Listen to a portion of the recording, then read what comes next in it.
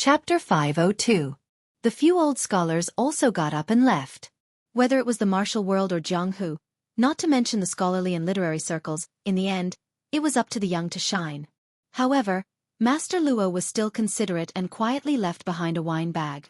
Su Fengnian shook his head and self-mockingly said, "If it's really a good poem, it's only because I accidentally used up the last bit of talent I had left in my life." Luo Changhe laughed straightforwardly. "Young master's modesty makes me feel even more ashamed. For example, my title of scholar swordsman sounds like something, but its origin is actually quite unbearable. It's just spending money to get the literary circles to promote it. When drinking with the brothel's famous prostitutes, I accidentally came up with a few lines of poetry. It's really romantic to spend a lot of money to get drunk instead of buying meat. I found a few soft persimmons that the common people hated to the core to play with. When I turned 20, I asked the scholarly and famous people to give me a profound and resounding word. My reputation snowballed. Such a scholar swordsman, if the goods aren't real and the price isn't, how much can he be? Young Master Su's poem is much more realistic." Su Fengnian's lips curled up. Young Master Luo is really a very straightforward person. Luo Changhe asked, "Since you're so honest with me, can we drink a bowl of wine together?" The smiling woman surnamed Su helped to pour the wine. Su Fengnian and Luo Changhe held their bowls and drank it in one gulp. Su Fengnian laughed softly. "Actually, when it comes to writing poems, my second sister is the one who's really talented. In the past, I wasn't as good as young Master Luo and only knew how to spend money to buy poems. Looking back now, it's quite silly." The woman surnamed Su took small sips of wine, her smile becoming more sincere. Luo Changhe raised his bowl and said, "Which young man isn't frivolous? I'll toast you on behalf of a friend to thank you for your chivalrous help a few days ago. I'll drink first as a sign of respect." They each drank another bowl of wine. Luo Changhe's face was already red from drinking. He stood up and said apologetically, "I can't drink any more."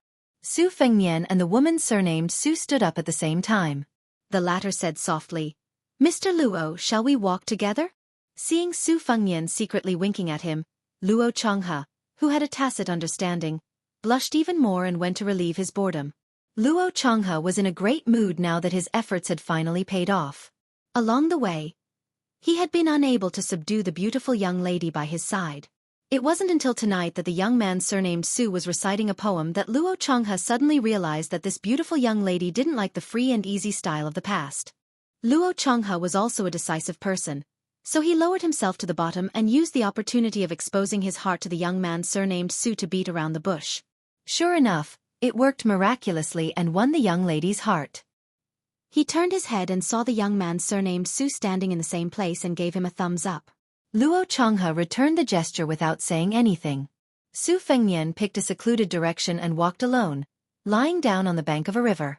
There were 8 prefectures in Beimang.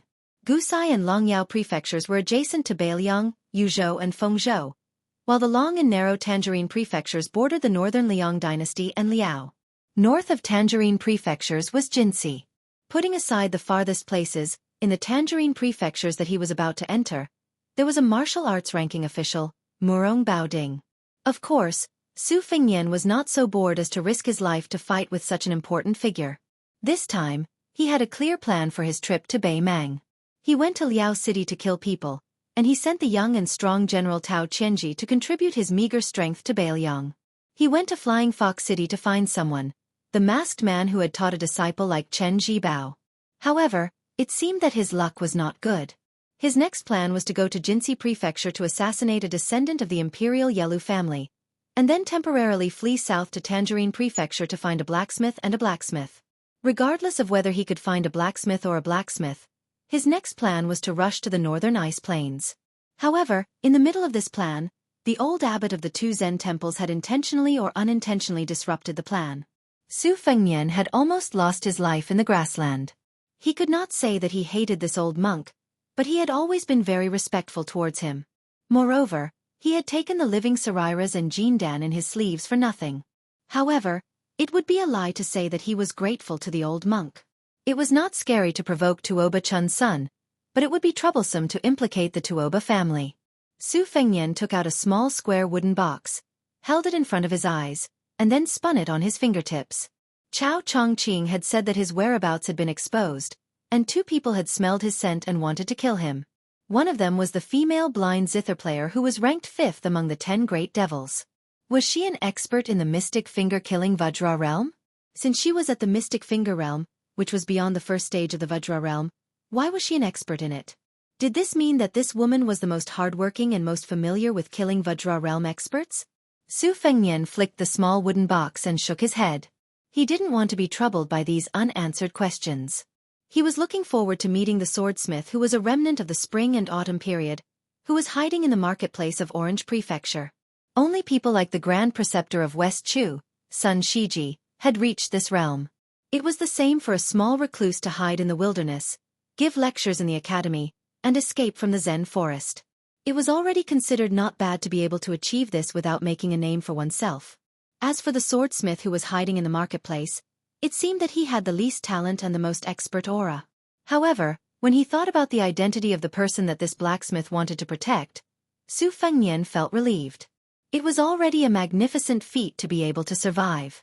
The West Shu Emperor's family produced a sword emperor who died in battle due to exhaustion in Bailiang's iron hooves. However, 2 loyal officials risked their lives to steal the young crown prince. One was a scholar while the other was a warrior.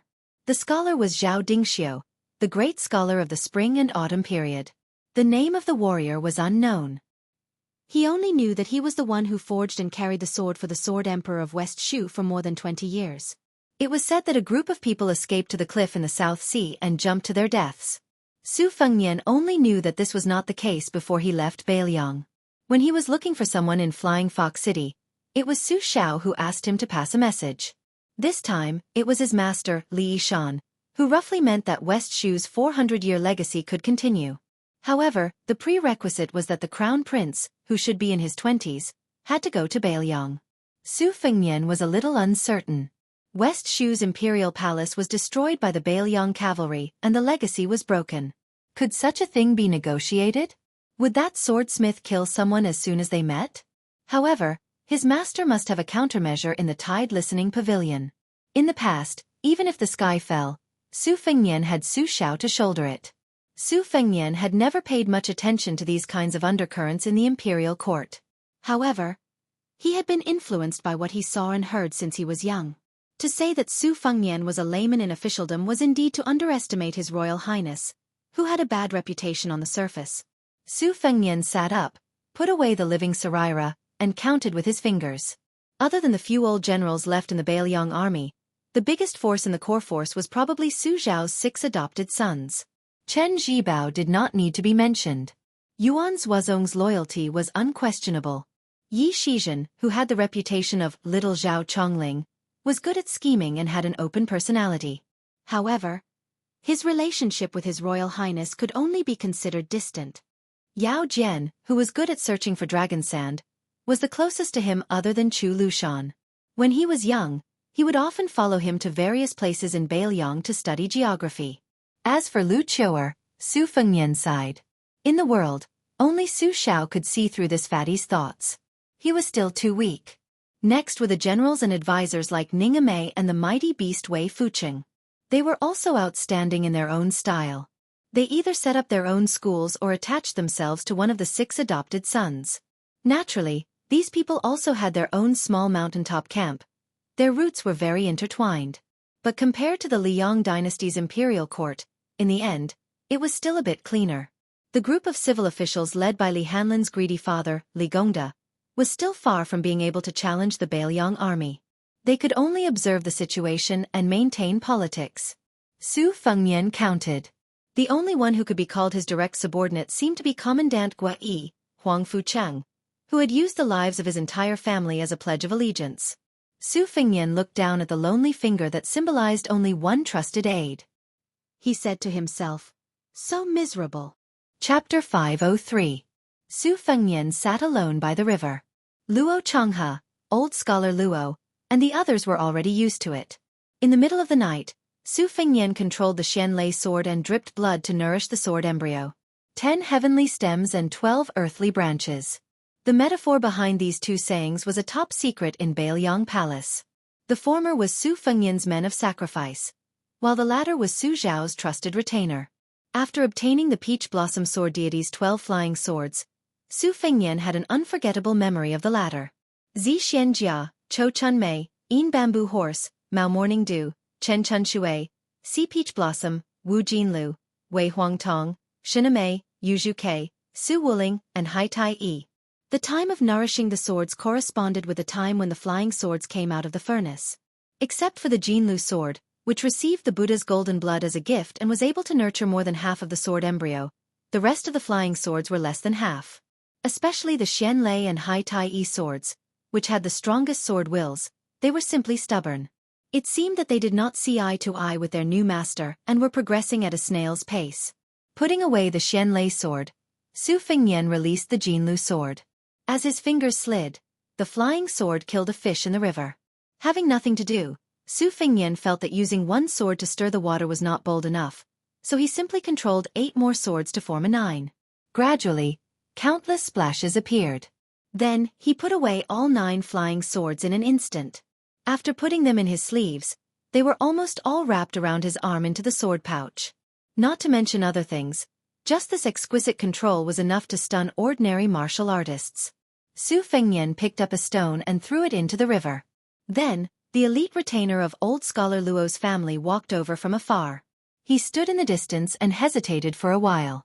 When he saw Su Fengnian throwing stones into the water from time to time, he walked 30 steps closer and said loudly, "I'm Feng Shanliang. If I've disturbed young Master Su and offended you in any way, please forgive me." Su Fengnian threw a stone and clapped his hands. He turned his head and smiled. "It's fine. I can't sleep either." Feng Shanliang was sitting by the riverside a little further away.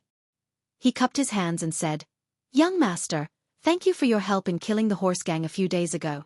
I'd like to thank you on behalf of my brothers. I'm not afraid that young Master Su will laugh at me, but my brothers and I are just slaves and servants. We don't dare to say that we'll repay your kindness. On the one hand, you really saved our lives. On the other hand, even if we want to repay your kindness, we don't have anything to offer. I only dare to say that when we reach the town tomorrow, we'll privately invite young Master Su to find a clean restaurant to drink and eat meat." Su Fengnian laughed and said, "That's good. I still have some money left. After eating and drinking to my heart's content, even if I can't afford the girls in the big brothels, I can still go to the small brothels. Brother Feng, are you interested? Although I say to others that I'm from a small aristocratic family, I'm actually just a merchant's son. I'm not on the same path as young Master Luo and the other aristocratic families. I'm also afraid of being snubbed. Brother Feng, you're on the right path. To tell you the truth, the reason why I'm treating you to the brothels is that I want to invite Brother Feng to have a meal with me when I'm in your territory. That way, my small business can be taken care of." Previously, the horse gang was defeated, but they didn't suffer heavy casualties. I was afraid that young Master Su was the horse gang's spy, so I secretly sent a brother who used to be a scout to inquire about information from the periphery. However, there was no trace of the horse gang. Tomorrow, we will enter the military town to rest, so I feel that I have wronged young Master Su. My brothers and I are rough people who only know how to wield swords and spears, but we still want to be thick-skinned. Therefore, I want to apologize to young Master Su and accept any beating or scolding." Su Fengnian waved his hand and said, "It's human nature. Brother Feng, you worry too much. If I were in your shoes, I would also be more cautious when I'm outside." Feng Shanliang was not a talkative person. After saying the words that he had been preparing for a long time, he did not know what to say. Su Fengnian hesitated and asked, "I heard from old Master Luo that Brother Feng used to be a crossbowman in Beiliang?" Feng Shanliang showed a trace of absent-mindedness and said with a smile, "It was a long time ago." Su Fengnian picked up a flat stone beside him and threw it into the water. He said, "The Liangmang border has a crossbow control pass to prevent crossbows from crossing the border. Brother Feng, I'm afraid that you haven't touched a crossbow for many years?" Chapter 504. The rough man who had once become a Beiliang crossbowman because of his outstanding talent smiled bitterly and lamented, "Yes, I still remember that before I retired from the army, I squatted on the ground and touched the broken crossbow, secretly crying for a long time. All these years, I was the head martial arts instructor of the Luo family's courtyard. Relying on the skills I learned in the Beiliang army, I taught more than a dozen of the Luo family's concubines' sons archery and equestrian skills. I also accumulated some money at the same time and thought that I could finally buy a good crossbow to satisfy my craving. Unexpectedly, a daughter without a handle was born in the family last year. My daughter-in-law said that she should save up for her daughter's dowry now and buy this and that. Not to mention the other things, just the carved daughter's bed, not to mention the matching dressing table, washstand, silver cabinet, and chairs. Just one bed cost 60 taels of silver. Alas, the money was spent like flowing water. Su Fengnian smiled. Does our daughter look like brother Feng or sister-in-law? If it's like brother Feng, it's indeed necessary to prepare more dowry. Feng Shanling was stunned for a moment, then he burst into laughter. Young Master Su's honest words. Old Feng likes to hear them. Heh, you don't say, that girl is lucky that except for her eyes, she looks like her mother. In the future, it shouldn't be too difficult for her to find a good match. Su Fengnian joked. It's a pity that I am too old. If not, I can still claim kinship with brother Feng and become his father-in-law. Feng Shanling said seriously, don't even think about it. Before my daughter is 13 or 14 years old, which bastard dares to have bad intentions? I will hang him on a tree and beat him. After saying that, Feng Shanling laughed first, and then he didn't forget to cup his hands and apologize to Su Fengnian. Su Fengnian nodded and said, the son-in-law is half a son to the mother-in-law. The more she looks at him, the more pleasing he is to the eye. But he is also half an enemy to the father-in-law, a thief who stole his own daughter. My father said that he can't wait for my two sisters to never get married in their lifetime. What's the point of getting married? It wasn't easy to raise a daughter, but she was bullied by other men who don't know how to cherish her. Feng Shanling smiled and said, yes, yes, yes. In the past, I always complained to my wife that when I first came to propose marriage, the father-in-law always looked at me with disdain. Now that I have a daughter, I finally understand. Su Fengnian looked at the bright Milky Way above his head and then looked to the south. Compared to Luo Changhe and the other aristocrats, he was much more pleasing to the eye and felt comfortable. Down. Of course. If one stood outside the boundary, the aristocrats would naturally be amiable and friendly. If one didn't have eyes and crossed the boundary, they would be in trouble. Feng Shanling and the rest of the aristocrats were well aware of these boundaries. On the other hand, the young master in front of them was much easier to get close to, perhaps because he was more of a merchant than a landowning household. He was also to Feng Shanling's liking and temperament, so he was worth making friends with. As for whether they could become close friends, of course, only time would tell. Feng Shanling wasn't a 3-year-old child who would pour his heart out and think that they could become brothers who could exchange their lives for each other. Su Fengnian asked curiously, Brother Feng, why did you leave the Bailiang army? Feng Shanling looked at the river and plucked a bunch of weeds. He sighed and said, I joined the army late and didn't make it in time for the Great War of the spring and autumn period.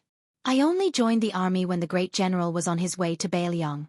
My parents had already passed away, so I had nothing to worry about. I just wanted to accumulate military merits so that I could bring honor to my family. With good luck and some brute strength, I became a Bailiang crossbowman in less than 2 years after joining the army. I followed the great general and the Bailiang army all the way to the Nanjing prefecture of the Bailiang army. It was so satisfying. I killed so many barbarians that my eyes turned red. There was once when my frame was trampled to pieces by a Bailiang crossbow. While I was in a daze and didn't know what to do, the commandant slapped me on the head and ordered me to kill my way in with my Bailiang saber. At that time, I didn't care if I was greedy for life or not. I only thought that if I could kill one barbarian, I wouldn't lose anything. If I could kill a pair, I would earn one. If I could kill a few more, I would be able to become a commandant. I didn't expect that after running a few hundred steps with my brothers, I would trip over corpses and fall flat on my face. Fortunately, when I got up, I still had the courage to kill the barbarians. In the end, I actually killed 2 barbarians. In the following few battles, I didn't have the opportunity to charge into the battlefield and kill the enemy with my own hands. With the great general and General Chen present, the Beimang barbarians didn't have the strength to fight back at all. Later on, when I heard that His Majesty the Emperor had also personally led an expedition to join the Bailiang army, my brothers and I were quite happy at first. But later on, we didn't understand. The battle was called off just like that. Moreover, the Bailiang army actually took the lead in withdrawing south. The great general didn't say anything either. At that time, I didn't understand anything. I only felt that I had made a mistake in joining the army. Holding my anger, I left with many of my brothers. Some of my brothers and I also went our separate ways along the way. It wasn't until I ran into the head of a side branch of the Luo family that I thought that since we were a family that had migrated from the Central Plains, it wouldn't be embarrassing to work for them. So I settled down. It was only later that I overheard the Luo family's idle chatter that I learned that it was the Zhao family's son who had issued an imperial edict that forced the great general to withdraw the army. Feng Shanliang threw the wild grass into the river and said with a regretful expression, "All these years when I sleep at night, I still wake up with a start whenever I hear the sound of horse hooves outside the wall. Otherwise, when I'm dreaming, I subconsciously jump up like a carp and think about drawing a sword and going into battle." Su Fengnian wanted to laugh but couldn't. The rough man rubbed his cheeks and muttered to himself, "I don't know how many times I've been scolded by my wife. But it seems that I won't be able to change in this lifetime." Su Fengnian exhaled deeply. He pursed his lips and didn't say anything. How many old soldiers were there in Beiliang? How many of them were there in their dreams? Chapter 505. With the foreshadowing, it was better to strike while the iron was hot. The next day, Su Fengnian followed the large group to the city of Orange Province. He got close to Feng Shanliang and the other rough men and chatted. It was a completely different feeling from talking about moral essays with Mr. Luo and the other old scholars. It was probably the difference between gulping down wine and drinking warm tea. Su Fengnian borrowed a good bow from Feng Shanliang along the way. With his arm strength, it was not difficult for him to pull the bow to a full moon. He tried to shoot the arrow several times and was full of vigor. Fortunately, Su Fengnian had killed the horse gang before, so these retainers were not surprised. Moreover, Su Fengnian was not in the same line of work as them. He was a bastard who fought for their rice bowls, so they were happy to say a few words to warm up their relationship. In comparison, Feng Shanliang was more sincere. As a middle-aged man, he probably had too many pent-up frustrations in his heart that could not be quenched by drinking. He wanted to chat with others. Taking advantage of the time when no one was around to pick up the arrows, he told Su Fengnian a lot of old stories about Beiliang. Seeing that Su Fengnian was not the least bit impatient, Feng Shanliang opened up completely. In the beginning, when I joined the army, I actually had two choices. One was to join General Gu Jiantong's old division. There weren't many battles, so I could live a peaceful life. However, I was destined to not be as good as those rich kids. As a bachelor who had nothing to lose, I thought about joining the Beiliang army. Although the Beiliang border was not peaceful, the great general had defeated 6 of the 9 kingdoms during the spring and autumn period.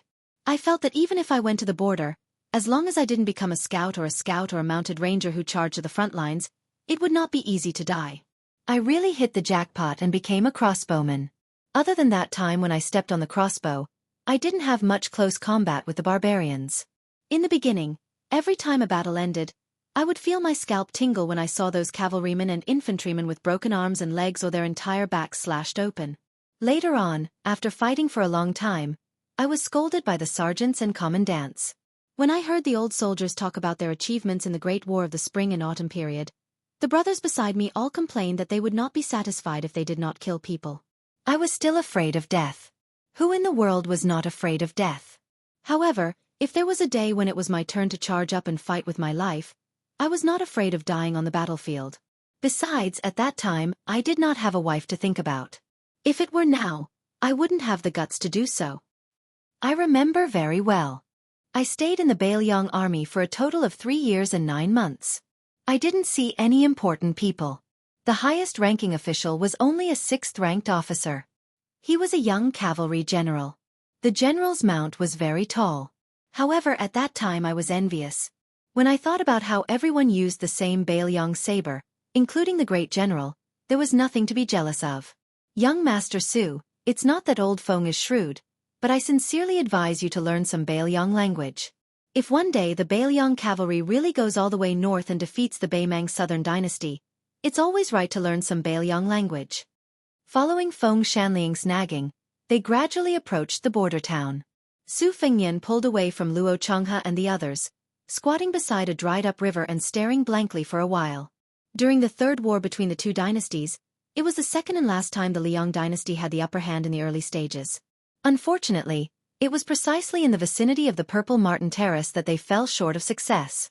At that time, under the careful planning of the old Grand Secretary and a group of important ministers who were familiar with border defense, including Gu Jiantang, the elite troops of the Tu Liao Nine Towns border army turned out in full force and marched 100 li in a day.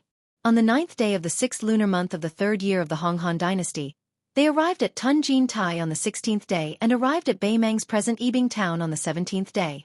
More than 6,000 garrison troops surrendered at the sight of the wind.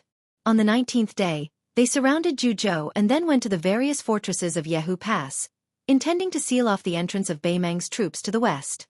However, they only attempted to encircle Juzhou and attack reinforcements at the Purple Martin Terrace. Later on, they were ridiculed by the military scholars of later generations for using troops with no special purpose.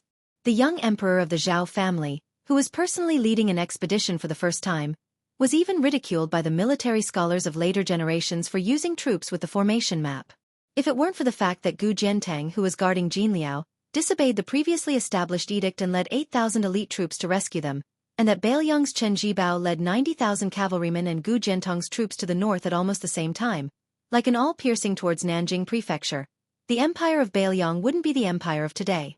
Collecting his scattered thoughts, Su Fingyan stood up and jogged to catch up with the large group. The spring thunder saber was wrapped in a cloth strip and placed in his backpack. In this town, civilians and civilians mixed together, so the inspection at the city gate was very strict. Among the sparse crowd, a woman walked slowly with her head down and handed a pass to a spear-wielding city guard. After the young sturdy soldier in armor confirmed that there was no mistake, he shot a glance at the woman and frowned. He used the tip of his spear to knock on the large cloth bag that the woman was carrying with great difficulty. The woman slowly untied the rope slanting across her chest and opened the cloth bag, revealing a guqin. The guqin was 3 chi 6 inches and 5 centimeters long, with 7 banana leaf strings, a snake belly pattern, and a scorched tail. Of course, the city guard couldn't recognize this kind of elegant object, nor could he see the depth of its craftsmanship. Seeing that she seemed to be blind, he didn't make things difficult for her. There were more than 10,000 controlling Crane army stationed outside the town, and their governance was strict. He had already earned a few hundred copper coins today, so he didn't dare to make too many petty moves, so he let her pass. The woman was wearing the Southern Dynasty's attire, a small skirt with narrow sleeves. She didn't wear the veiled hat that was exclusive to young ladies. Probably because she practiced the zither, she had a mild temperament, so she walked lightly and slowly. After entering the city, the market and the streets began to bustle with noise and excitement. Many children were playing and running around. Several local ruffians, who bullied the weak and feared the strong, were squatting at the mouth of a well on the side of the street, basking in the sun. Seeing such a lonely and weak woman entering the city alone, they looked at each other and smiled knowingly. Taking advantage of the fact that the city guard at the gate wasn't paying attention to them, one of the ruffians pretended to be drunk and staggered over, bumping into her shoulder. The woman on her back was reasonably shaken and almost fell down, but she still kept her head down and her expression hidden. The man, who was single and could only make a living by stealing undergarments from women in the neighborhood, smiled even more. After brushing past her shoulder, he turned around and was about to touch the woman's buttocks. He pinched her buttocks and brought it to the tip of his nose for a sniff, provoking a roar of laughter from his rogues on the street. The woman was in a hurry. She didn't dare to reprimand him. This undoubtedly greatly increased the ruffian's arrogance. He quickened his pace and was about to pull her. His mouth was full of nonsense as he shouted, "Wife, quickly go home with your man and give birth to babies. What are you strolling around for?" The woman whose slender arm was pulled didn't say anything. The ruffian was about to take advantage of the situation and embrace her to his heart's content. On the other side of the street stood a neatly dressed young man with a ruffian face. Seeing this scene, he didn't lack the understanding of a hero who saw injustice and saved the beauty. He only picked his nose and sneered, "Loose scar, you think you can get a wife? You should go sleep with your mother. Anyway, your mother is also a trash that can be ridden by thousands and thousands of people. One more won't make a difference." The ruffian who was called Loose Scar was so anxious that his eyes turned red. He didn't let go of the woman's smooth arm and turned his head to curse. "Su, no matter how idle my balls are, they are still 100 times better than yours. You brat, you've been facing these 2 old bachelors for more than 20 years. Has your buttocks bloomed?" Chapter 506. After the young man finished picking his nose, he went to pick his earwax. With a calm face he said, 2 hours ago, I went to your house to climb the wall and had a private conversation with your mother. Do you know what is 6 short words and 3 long words? You are still young and inexperienced, so you definitely don't understand. In any case, your old mother is very happy in bed. Who knows? Maybe tomorrow I will become your cheap father. Come, call me father first. The young man straightened his back. Lu Scar was humiliated on the street. He no longer cared about the woman. He looked around but didn't find anything useful to beat people. He took big strides and rushed up to teach this little bastard a lesson, who still hadn't grown up after being beaten countless times. The young man's appearance was actually quite delicate, but it was covered by his ruffian appearance. Seeing that the situation wasn't good, he wanted to run away, but he was blocked by 5 or 6 of Lu Scar's brothers. He cursed in his heart, skillfully covering his head and face, and gave them a good beating. Especially the person in question, Lu Scar, who rolled up his sleeves, squeezed out all of his strength, and kicked this surnamed Su's ass. Hearing a wail, he covered his ass and ran away. Lu Scar and the others began to chase after him, grabbing the chairs by the side of the street and randomly smashing them. The street vendors who were doing business were all cursing. This town wasn't that big, but after living together for 20 years, they knew these idle and lazy people very well. They knew which ones to curse and which ones to fight back. When Lu Scar and the others vented their anger, they casually threw the chairs and stools back. There was also no trace of the backpack girl. This made Lu Scar want to go to Su's house and turn it upside down, but thinking of the old bachelor's strength, he shrunk his neck and felt a chill. He could only endlessly curse that Su, that brat, had been beaten until his D*ck was gone, and he would never be able to say *t in this lifetime. The young man surnamed Su, who had suffered an unexpected calamity for no reason, took a detour and walked through several alleys before squatting at a corner of a wall. He used his thumb to wipe away the blood at the corner of his mouth. His nose was bruised, his face was swollen, and his whole body was sore. He pulled open his collar and saw a bruise on his shoulder. He sucked in a breath of cold air, stood up, tiptoed, and leaned against the yellow mud wall. He shouted a few times, but in the end, he still didn't see the lady who sold scallion pancakes. He also didn't see any women's undergarments or other personal items on the bamboo poles used to dry clothes. Feeling somewhat bored, he endured the stinging pain and pretended to walk leisurely while whistling. On the way, he casually grabbed a piece of bacon and threw it into his mouth to chew. Su Fengnian and the group of Confucian scholars checked into a first-class inn. Old scholar Luo had already helped to pay the bill, so Su Fengnian didn't want to be pretentious about this kind of trivial matter. He made an appointment with Feng Shanling to have dinner at a time-honored restaurant that he had just inquired about. Because it wasn't time to eat yet, he went out for a walk. After walking a few streets, he saw a simple fortune-telling stall under an old willow tree. The fortune-teller wore a wrinkled and tattered Taoist robe and had a goatee. The business was cold and cheerless. He sat on a borrowed bench and dozed off in a daze. From time to time, his chin would knock on the table covered with a cotton cloth. Su Fengnian hesitated for a moment. He raised his head and looked at the flag that was fluttering softly due to the lack of wind. It was probably about 500 years. As a fortune-teller, he was afraid that his tone would be too low. Su Fengnian walked over and knocked on the stall with his finger. The fortune-teller woke up with a start and hurriedly wiped his saliva with his sleeve. He sat upright and still and tried his best to put on the air of an expert. He spoke incessantly. This immortal is proficient in yin and yang, the 5 elements, ziwei, astrology, palmistry, qimendunjia, geography, feng shui. Whether it is yin or yang, all of them are extremely accurate. May I ask what Gongzi wants this immortal to tell? Su Fengnian had partnered with old Huang and Wenhua in the past, so he could be considered a veteran in this line of swindling money. He smiled and said, "Why don't you pinch your fingers and calculate what I want to calculate first?" The old Taoist did not dare to talk nonsense for a moment. He stood up and pretended to pass the bench to this customer, who had taken the bait with great difficulty.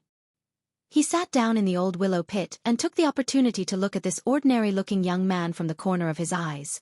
After he sat down, he stretched out 2 fingers and twirled his goatee. He did not say anything. Su Fengnian held back his laughter and was not in a hurry to speak. In fact, this line of work was very important in terms of acting. It was nothing more than blindly guessing and asking for money to solve a disaster. There were 4 parts to it, one after another. If there were no mistakes, one would be able to earn a copper coin. In the past, it was difficult for him to be a fortune teller. After all, he did not have hair on his mouth and was not reliable in his work. Even if he borrowed a Taoist robe, it was difficult to fool people. The old Taoist's eyes wandered and said softly, "Gongzi, are you here to calculate the fate of an official?" Su Fengnian shook his head. The old man said, "Oh, to calculate the fortune of an official." Su Fengnian still shook his head. The old man was finally unable to sit still.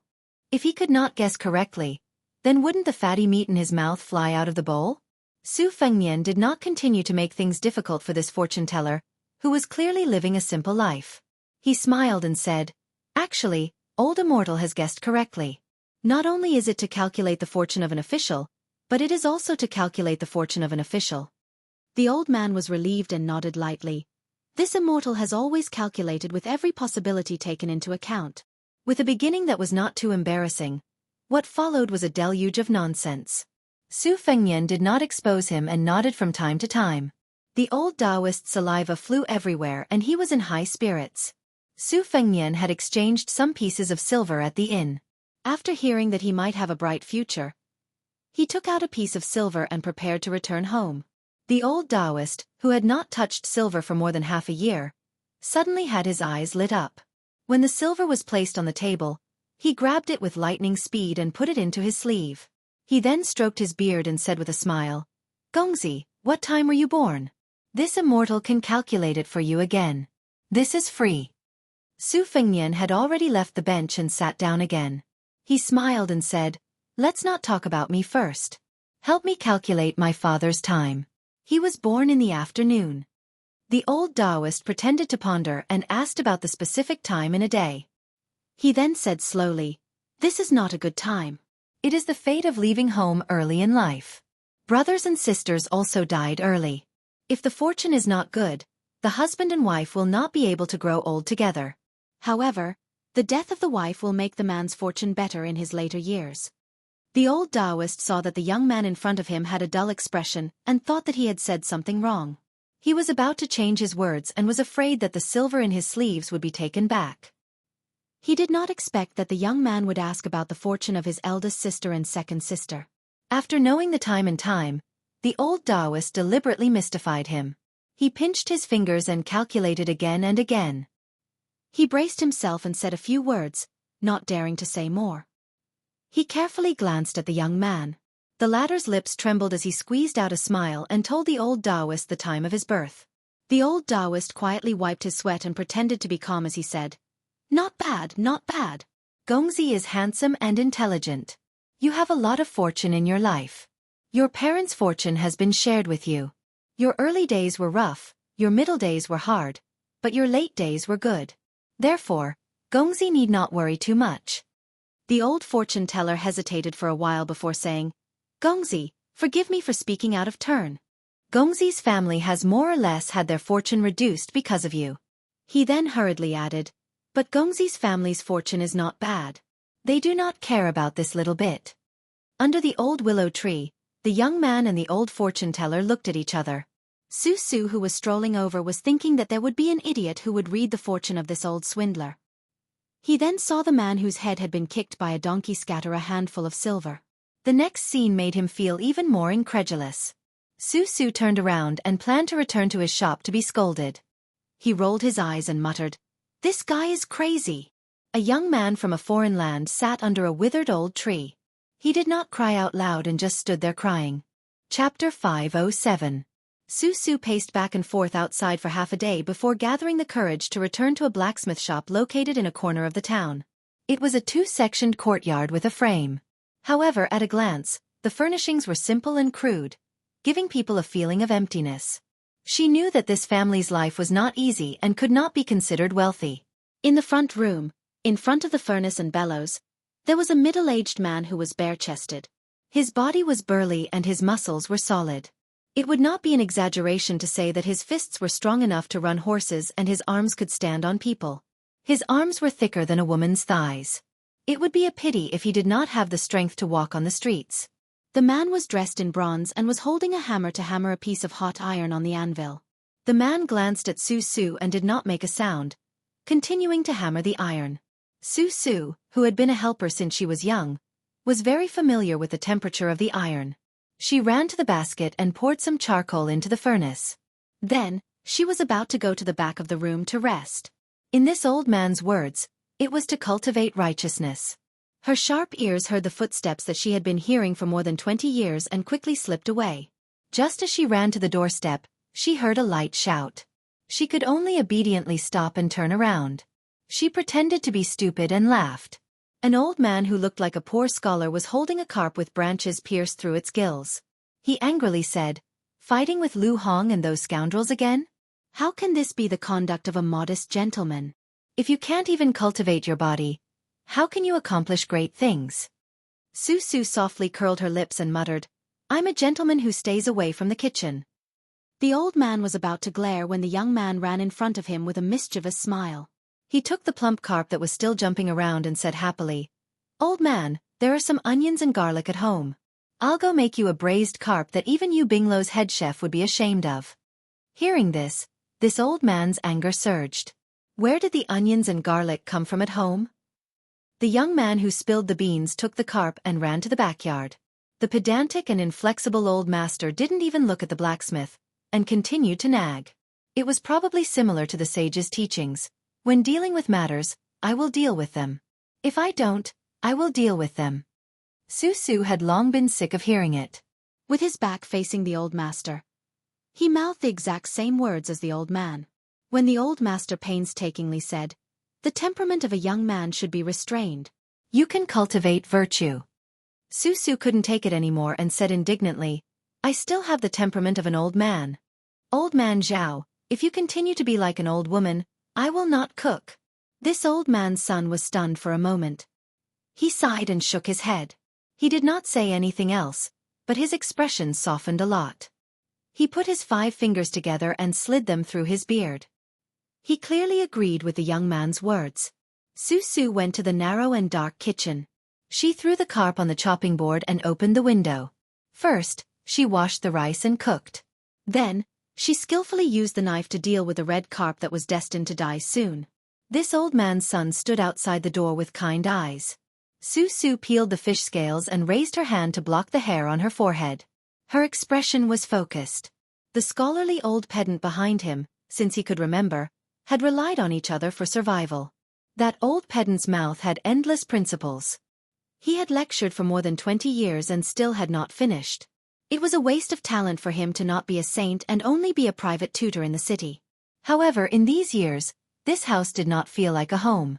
They relied on this old man's son to teach more than 10 children to earn money and Uncle Chi to forge iron in the front yard.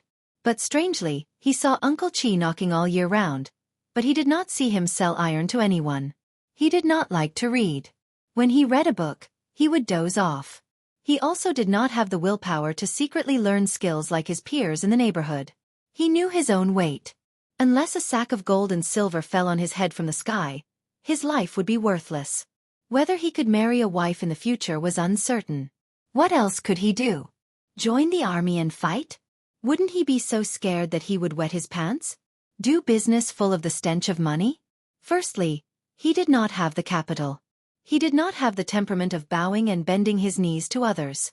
Secondly, this old man's son was anxious and wanted to break his arms and legs. Xueqi sighed. If she was the storyteller's so-called leopard cat swapping the crown prince, how beautiful would that be? After a while, the rice was cooked and the dishes could be placed on the plate. Xueqi unhappily said, "Old man, go call Uncle Chi to eat."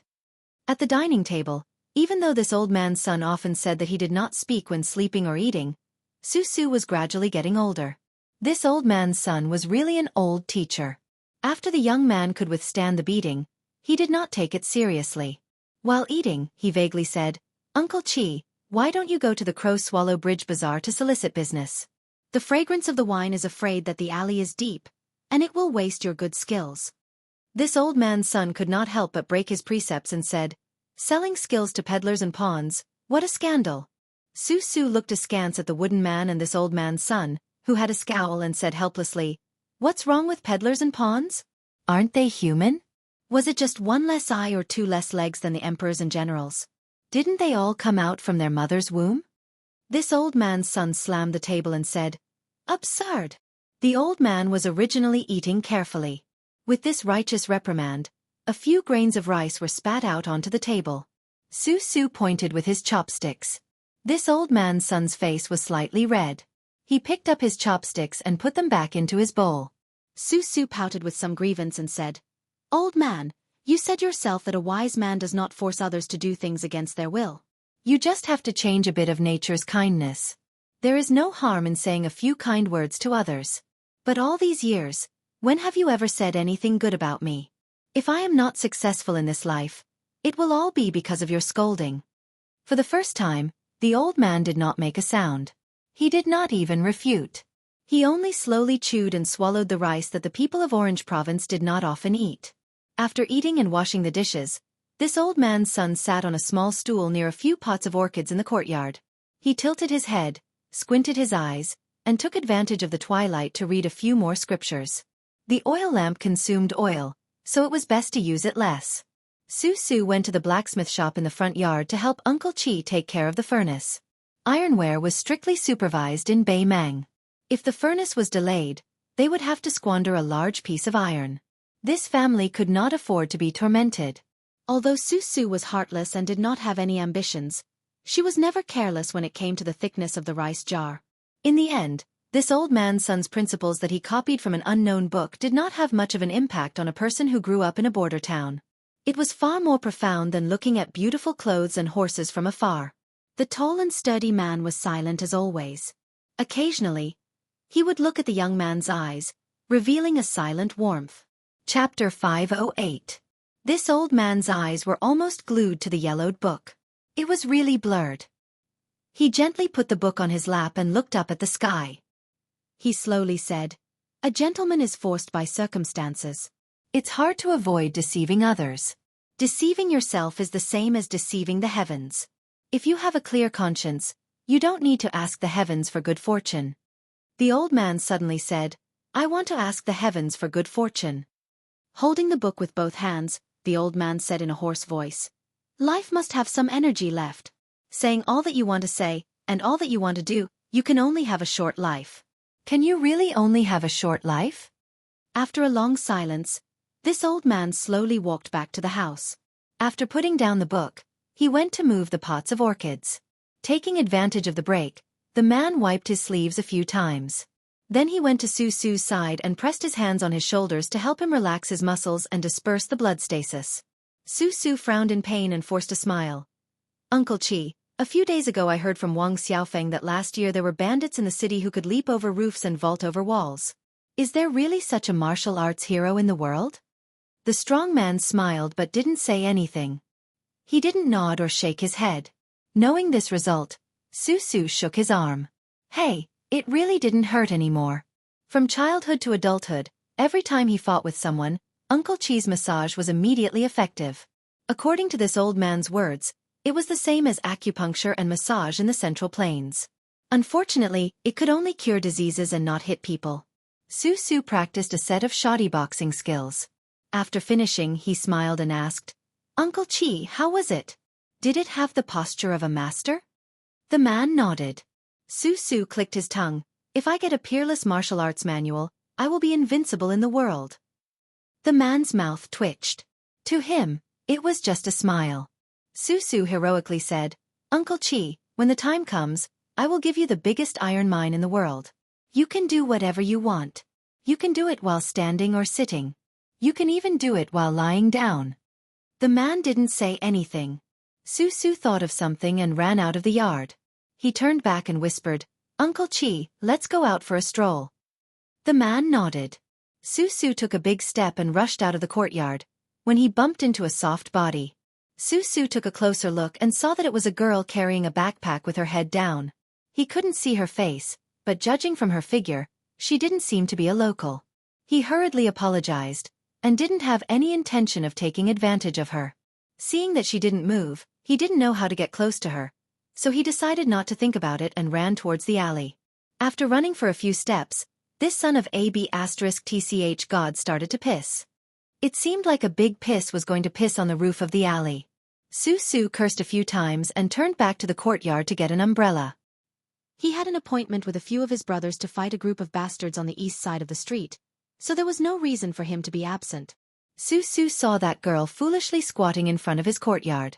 Was she a stupid girl who didn't understand the situation? Even if you want to hide from the rain, you can't hide like this. Xueqi did not pay any attention to her. She secretly took an umbrella and ran out of the yard. She saw that this woman was most likely really stupid. In just a short while, she had been drenched by the rain of soybeans. Xueqi walked a few steps and sighed heavily. She walked to her side and said unhappily, "Hey, take it. My family is poor. I only have one umbrella. I'll lend it to you. When the rain stops, you can put it at the yard door. I'll say it first. Don't take it with you. I, Xueqi, can walk around this city with my eyes closed. Don't think you can slip away." The girl raised her head. Xueqi jumped in fright. This was a blind man. His looks were average, like a pretty daughter from a humble family. But it was dark and raining. When he raised his head, his eyes were even more empty than his own courtyard. This really shocked Xueqi. Could it be a female ghost? Xueqi distanced himself. He gathered his courage and reached out his hand. He handed over the tattered oil paper umbrella that couldn't block much of the rain. The girl stood up gently. She slightly turned her body and folded her sleeves. It was as if she was performing a Buddha's blessing. Then she took the umbrella. Her voice was even more like a female ghost. "Thank you, young master. Damn it. It's the middle of the night. I can't see if you have a shadow." Xueqi was scared out of his wits. He almost threw the umbrella over.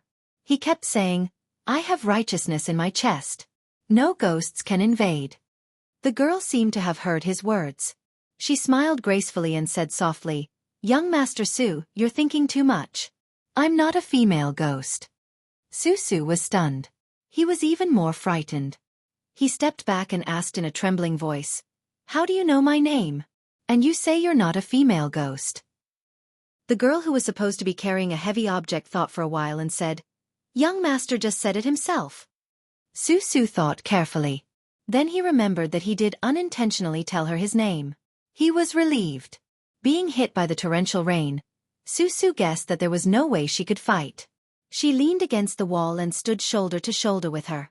She asked curiously, "My house is a god-forsaken place. What are you doing here?" The girl who was supposed to be young said softly, "Waiting for someone." Xueqi wanted to get to the bottom of it. "Waiting for who?" The woman thought about it carefully and replied, "People who come here." Xueqi slapped his forehead. This girl's brain wasn't working well. He couldn't help but think of the young master he saw under the old willow tree during the day. It was strange. It was raining heavily. Xueqi saw that her clothes were soaked. He naturally had a man's protective feelings for the fairer sex. He said, "Why don't you go to my house to hide from the rain? It's not safe here." "Don't worry. There are no bad people in my house. I'm the only bad one. Didn't I lend you my umbrella, right?" The blind girl shook her head stubbornly. Xueqi was a little angry. "Then give me back my umbrella." The girl really did tilt the umbrella towards him. Xueqi said fiercely, "If you do this again, I'll be naughty. A man and a woman alone. I'll take off my clothes. I'll take them off first. Miss, you can do as you see fit." She faced Xueqi and tilted her head. The corners of her mouth were faintly raised. Xueqi was helpless. He reached out and pushed the umbrella towards her. He said, "Well, you're good. You're a heroine." Standing together in the rain, Xueqi couldn't stand the rain splashing down on his body. He said seriously, "Miss, are you not afraid of getting sick? If you fall sick in front of my house, I won't have the money to treat you." She approached Xueqi and held the umbrella together. Xueqi was thinking about whether to kidnap her and bring her to the courtyard. He suddenly turned his head and saw a very unfamiliar slender figure holding an umbrella coming from the alley. Xueqi was a little jealous. He spat and cursed in his heart. What a handsome man! Chapter 509. It was raining heavily in the alleyway. The narrow water trough did not have enough time to drain the water. The spring rain was like oil, soaking the soles of one's feet. It was very uncomfortable. In Susu's eyes, the handsome figure seemed to be hesitating whether or not to step into the alleyway. He was puzzled when he heard a word of apology from young Master Su. Then he was knocked on the neck by a hand knife and fainted on the spot. The blind female zither player supported the limp body of Susu and walked towards the entrance of the courtyard. A tall and sturdy man stood quietly at the doorstep and took Susu. The young woman closed the umbrella with a paw sound. She wanted to return the umbrella to the wooden man. Unexpectedly, the courtyard door was closed with a whalla sound. She was calm and did not get angry. She placed the small umbrella in the corner of the door. The cotton bag on her back was already soaked by the rain, revealing the shape of a guqin. When she bent down to quietly put down the umbrella, she used 2 fingers to hold the knot. She gently swiped and took off the cloth bag. The wet cotton bag stirred up a burst of rain. At the same time, 3 splashes of water burst out in the air of the alleyway, like a lotus flower blooming. Then they disappeared in the dusky curtain of rain. The 3 flying swords of the Huangtong, Amei, and Peach Blossom were hit by the invisible qi. They somersaulted a few times in the rain and then bounced back into the sleeve, hidden in the soft armor sword pouch. The first test of murderous intent came to an end. It was also raining heavily, but the atmosphere in the courtyard was very different. This old man, who had finished moving several pots of orchids, came to the front room. He looked at the blacksmith who was carrying Susu back. His expression was dignified. Usually, the old master would not stay in the blacksmith shop for long. Usually, he would quickly pass through the shop. Today, he brought a wooden stool and sat at the door. The blacksmith did not say anything. He kicked the chair in front of the stove and placed the sleeping Susu on the chair. Only then did he come to the door and squat down. He looked back at the back of the young man and sighed. Ever since Susu became sensible, the old man had become a rather famous teacher in the northern part of the city. Later on, a child who had been beaten with a plank came home crying. The butcher, who was adept at chopping meat, went to the private school the next day to beat up the old man. In the end, the old man was beaten until he had no strength to defend himself. At that time, Susu was also in the private school reciting sage books. Hot-blooded, she wanted to help the old man, but she did more harm than good. She caused the old man's arm to be slashed open. The butcher did not expect the rigid old man to see blood. He panicked and ran out of the cottage. Later on, Uncle Chi, who was a blacksmith, went to the butcher's shop, but he was not able to get back his reputation and medical compensation. He heard from the neighbors that the butcher saw the blacksmith and chopped the meat. Uncle Chi replied that he was here to buy meat.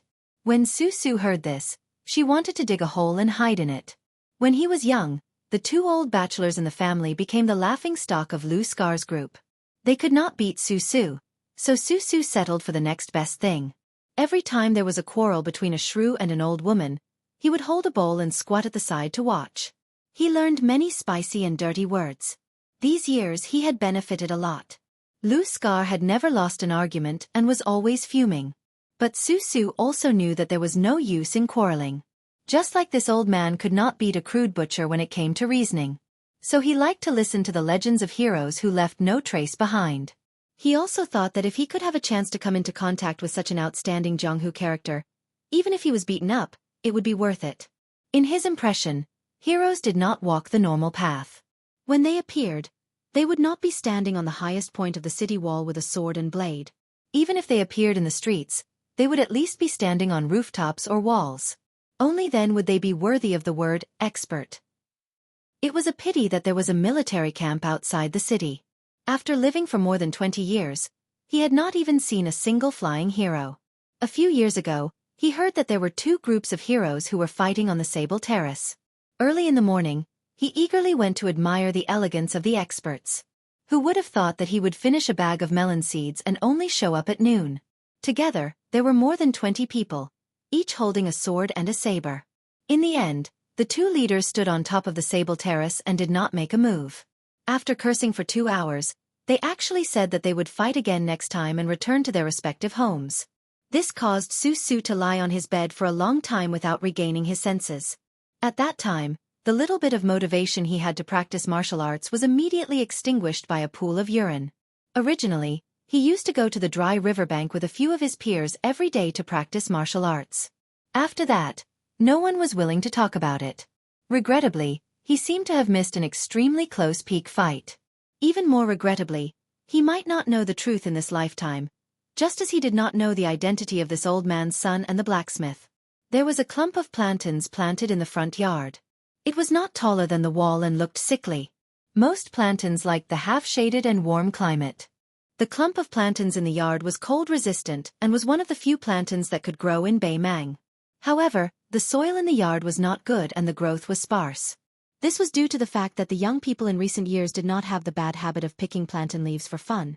The sound of wind and rain, the sound of rain hitting the plantains, was very boring. The burly blacksmith said in a muffled voice, "Only Baelyong's poison warrior, Li Yishan, knows that we are staying here." The two people outside the door, the woman with the zither at the entrance of the yard and the man with the sword in the alley, are not simple. If there is only one, I can still block them. Chapter 5:10. This old man did not seem to feel the cold wind and rain. He softly said, "When we fled to the cliff where we could see the Guanyin nunnery in the South Sea, it was Li Yishan who personally led the troops to chase us away. He was also the one who secretly released the three of us. I, Zhao Dingxiu, have thought about it over the years. If someone were to say that Li Yishan wanted to help us restore the country, I would not believe it. However, no matter what this strategist, who was famous for his stratagem in the spring and autumn period, had planned, since he did not destroy the Western Shu royal family, then this old man would be willing to work like an ox or a horse for the Baelyong. However, if he wanted the crown prince to put himself in danger and do something similar to using his life in exchange for the attention of the Zhao family's emperor, I would definitely not agree." The blacksmith did not utter a word. He had never been able to understand the thoughts of scholars and was too lazy to think about it. He had lived here for more than 20 years. Every time Su Su fell asleep, he, who was born in a family of swordsmithing in Western Shu, would begin to forge a sword. He had been forging this sword for more than 20 years. He could not think of a good name, so this old man said that this sword would be called Spring and Autumn Period. This old man asked in a low voice, "When will it be ready?" The blacksmith said in a low, muffled voice, "Any time." This old man nodded and asked, "The woman carrying the zither is most likely the devil Xue Songguan. There seems to be a new list of assassins. She and the little girl who killed Wang Mingyin are both ranked second. However, the zither cultivator's goal is to suppress evil and control the soul. For her to use the zither to kill, she has fallen into the wrong path." The blacksmith surnamed Qi twitched the corner of his mouth and did not say anything. This old man laughed at himself and said, "I know what you want to say. I also understand the simple logic of collecting gold and silver in troubled times. In times of war and turmoil, it is easy to produce a legendary pipa song, but it is impossible to produce a good zither score. It is just that I have some scholarly spirit, unable to tolerate sand in my eyes. My family has been making zither for generations, and we have produced many national masters. I'm afraid the unique technique of the 8 treasures paint gray will be broken in my hands." The blacksmith sighed and glanced at this old man. He remembered that there was a saying that Scholar Zhao was unrivaled in the Guqin world for 100 years, and it was said by that old tortoise, Huang Longshi. But now, no one had the leisure to do so. In the alley outside the wall, the blind zither player sat cross-legged with his charred tail zither placed across his knees. His left hand hung in the air while his right hand plucked at the strings. The clanging sound instantly covered the sound of the wind and rain. The young saberman standing at the corner with an umbrella in hand finally stepped into the alley and began to run wildly. The gray and misty world was cut into two by this pluck. A faint silver line cut through the rain curtain like tofu and came straight for Su Fengnian's waist. Su Fengnian tapped the tip of his foot and jumped over the silver line. After the water curtain was broken, it was repaired. The two walls of the alley were not so lucky. They were torn apart, leaving behind an almost invisible groove. The distance between the two changed from 100 steps to 80 steps. The female zither player with a delicate round face was immersed in the music. She ignored the man with the umbrella who rushed forward. She still used her right hand, but 2 fingers pressed on the strings and made a circle. Su Fengnian, who visited the alley in the rainy night, narrowed his eyes. His palm slid down and held the handle of the umbrella. He twisted it gently with 2 fingers. The small plain oil paper umbrella spun and swayed in the alley. With a swish, the oil paper umbrella was cut by the 2 silver lines that were as sharp as real blades. Su Fengnian, who had identified the tracks in an instant, stepped out with his right hand. He tipped his toes on the wall and tilted his body in the air to avoid the danger. 70 steps. The woman made a relatively complicated hand gesture. The raindrops in the alley were instantly shattered. Countless tiny holes appeared on the walls on both sides. The oil paper umbrella that had not yet fallen to the ground was almost crushed into powder. Su Fengnian did not stop. He waved his sleeve and responded with the river breaker that he had learned when facing the wild bulls in the canyon. Since he could break a river, he could naturally break the sound of the zither in the rain. Two majestic chi movements, like dragons and snakes swimming in the water, collided with each other. Su Fengnian took advantage of the situation to drill through the broken wall of rain in the alley. He closed the gap to 60 steps. The blind zither player rolled her slender right hand. A particularly thick silver line rolled in front of her. It slid freely in the alley like a flood dragon out of the river. It pounced on Su Fengnian, who did not want to stop. Another silver line snake, slightly smaller in scale, arced behind her and split the wall to her left. It was thick in the middle and shallow on both sides. It was the first to shoot toward the bent and running swordsman. The spring thunder in the scabbard left her hand and tangled with the silver snake, creating a string of sparks. Su Fengnian then formed a hook with his 5 fingers. His right hand grasped the silver light that swam fiercely like a flood dragon. He suddenly exerted force and broke it. Water splashed out on his chest. It was a beautiful scene. Su Fengnian's figure arrived. The rain poured down on the blind zither player. Only 50 steps left. Su Fengnian flicked the spring thunder. It pierced the sky and the rain curtain, falling toward the woman's head. A golden thread came out of her sleeve. The woman who was waiting for the rabbit tonight had a normal expression. Her left hand, which was suspended in the air, finally fell. The sound of the slide was different from before. It was gentle and peaceful. Because the force of the pull was heavy, it surged with thunder. The spring thunder scabbard and the golden thread flying sword were both severed. Although Su Fengnian was reborn and forcefully pulled them back, he also lost the initiative. He finally had no choice but to stop and stand still. He rolled up his sleeves and pushed them out, resisting the killing intent of the strings created by the zither player's left hand. The needle-piercing mirror. The surface of the mirror was sturdy, but it could not withstand thousands of needles. In the blink of an eye, the sound of the zither stopped. Su Fengnian looked down at his left shoulder. Wisps of blood seeped out, getting thicker and thicker. Even if he had just entered the great Vajra realm, he could not stop the injury. He somewhat understood why it was called good at mysterious finger-killing Vajra. Chapter 5:11. The zither strings vibrated, full of life and killing intent. The blind female zither player, who was ranked second alongside Miss Hehe on the list of assassins, did not give Su Fengnian any chance to heal. Her right hand was large and thin, and Su Fengnian used the spring thunder inserted into the alley's limestone to cut off a strand. Looking up, he saw 2 silver lines cutting through countless drops of rain, sweeping before his eyes. This was similar to when Li Chungang bent his fingers to flick the water droplets on the muddy official road, stringing them together into a line of sword. Su Fengnian did not dare to lower his guard. He stretched out his arm and buckled his fingers, tapping dozens of times in succession. His body floated backwards, as if he wanted to test the strength of this zither player's mysterious silver lines. The silver lines continuously pierced through the water droplets, like fine needles piercing through thin snow, without any stagnation.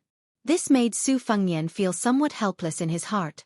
Merely in terms of strength, half of the de Huang Ting, gifted by Wang Zhonglo, might not necessarily have no chance of winning, but in terms of using it for his own use, in terms of the abstruse degree of spinning silk from a cocoon, it was still too far away. He could only withdraw his fingers, clench his fists, and smash the tip of the silver line. Still, he did not dare to be careless. Using the Wudong Mountain's 4 tails against 1,000 caddies technique, he skillfully parted the 2 white lines, disappearing into the curtain of rain behind him. Su Fengnian bent his body and ran forward again, treading on the rainwater. He did not need to touch the alley's limestone, only sliding across the surface of the water. The right side of his waist raised the palm of his hand, and the spring thunder detached from a limestone and floated in the air in front of him. The sword chi rolled along the dragon wall, forcibly crushing the zither strings 20 paces away. Just now he had retreated 10 paces, but now he was only 40 paces away from the female zither player. Removing the chanting that repelled the spring thunder, the zither player pressed the strings, restoring the original clear and gentle tone. Su Fengnian had followed his second sister, Su Weisheng, since he was a child, studying ancient musical scores and musical instruments. His comprehension was average, but he was not a layman in the field of music, so he finally grasped some meaning. This zither player played the zither with both hands. The left and right hands split the zither wind into two, the right hand plucking the strings. It was the Southern Tang's fishing mountain school, emphasizing high mountains and flowing water, continuous and gentle, with the style of a scholar. His left hand had the typical style of the Eastern Yu Guangling sect. His voice was impatient and restless, like surging waves and rolling thunder, like a hero holding a sword and singing loudly. As a result, even though the sound quality was mixed, it had the advantage of being abrupt, catching people off guard. It was like a small boat capsized in the blink of an eye. Killing people with music was an unorthodox method of martial arts.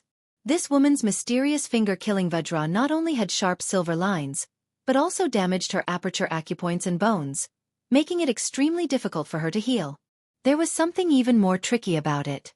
If Su Fengnian had not been used to multitasking, he would have long been restrained.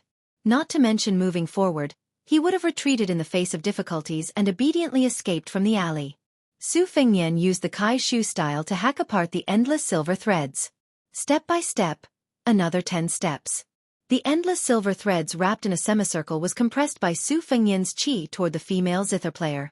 The blind girl was expressionless. It was unknown whether she was taking a breath or distracted. Her right hand paused slightly, and her left hand remained in the air without pressing the strings. The sound of the zither suddenly stopped, and a crack appeared in her watertight defense. The spring thunder stirred up the semicircle. Su Fengnian ignored everything and pressed forward. Even if it was a trap, he would break it all together. He waited patiently until they were 30 steps apart. Finally, both of her hands fell at the same time. However, it could only be said that she did not have any order. Her hands slapped the strings in a mess like a child playing around. She simply slapped the strings again and again. 18 consecutive slaps. What a great big and small read, 18 slaps. The puddles around Su Fengnian exploded one after another. Fortunately, he had the swimming fish style of the knife manual to rely on. He nimbly swam between life and death. The splashes from the 18 puddles were like 18 rolling knives.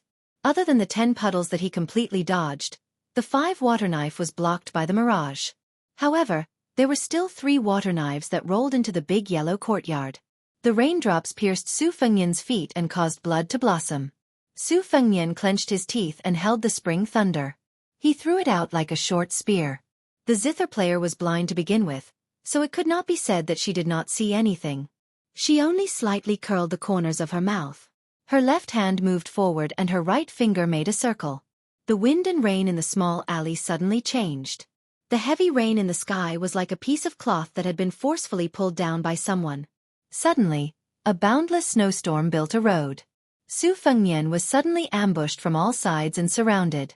The spring thunder hovered 6 inches away from her head. It trembled and could not advance any further.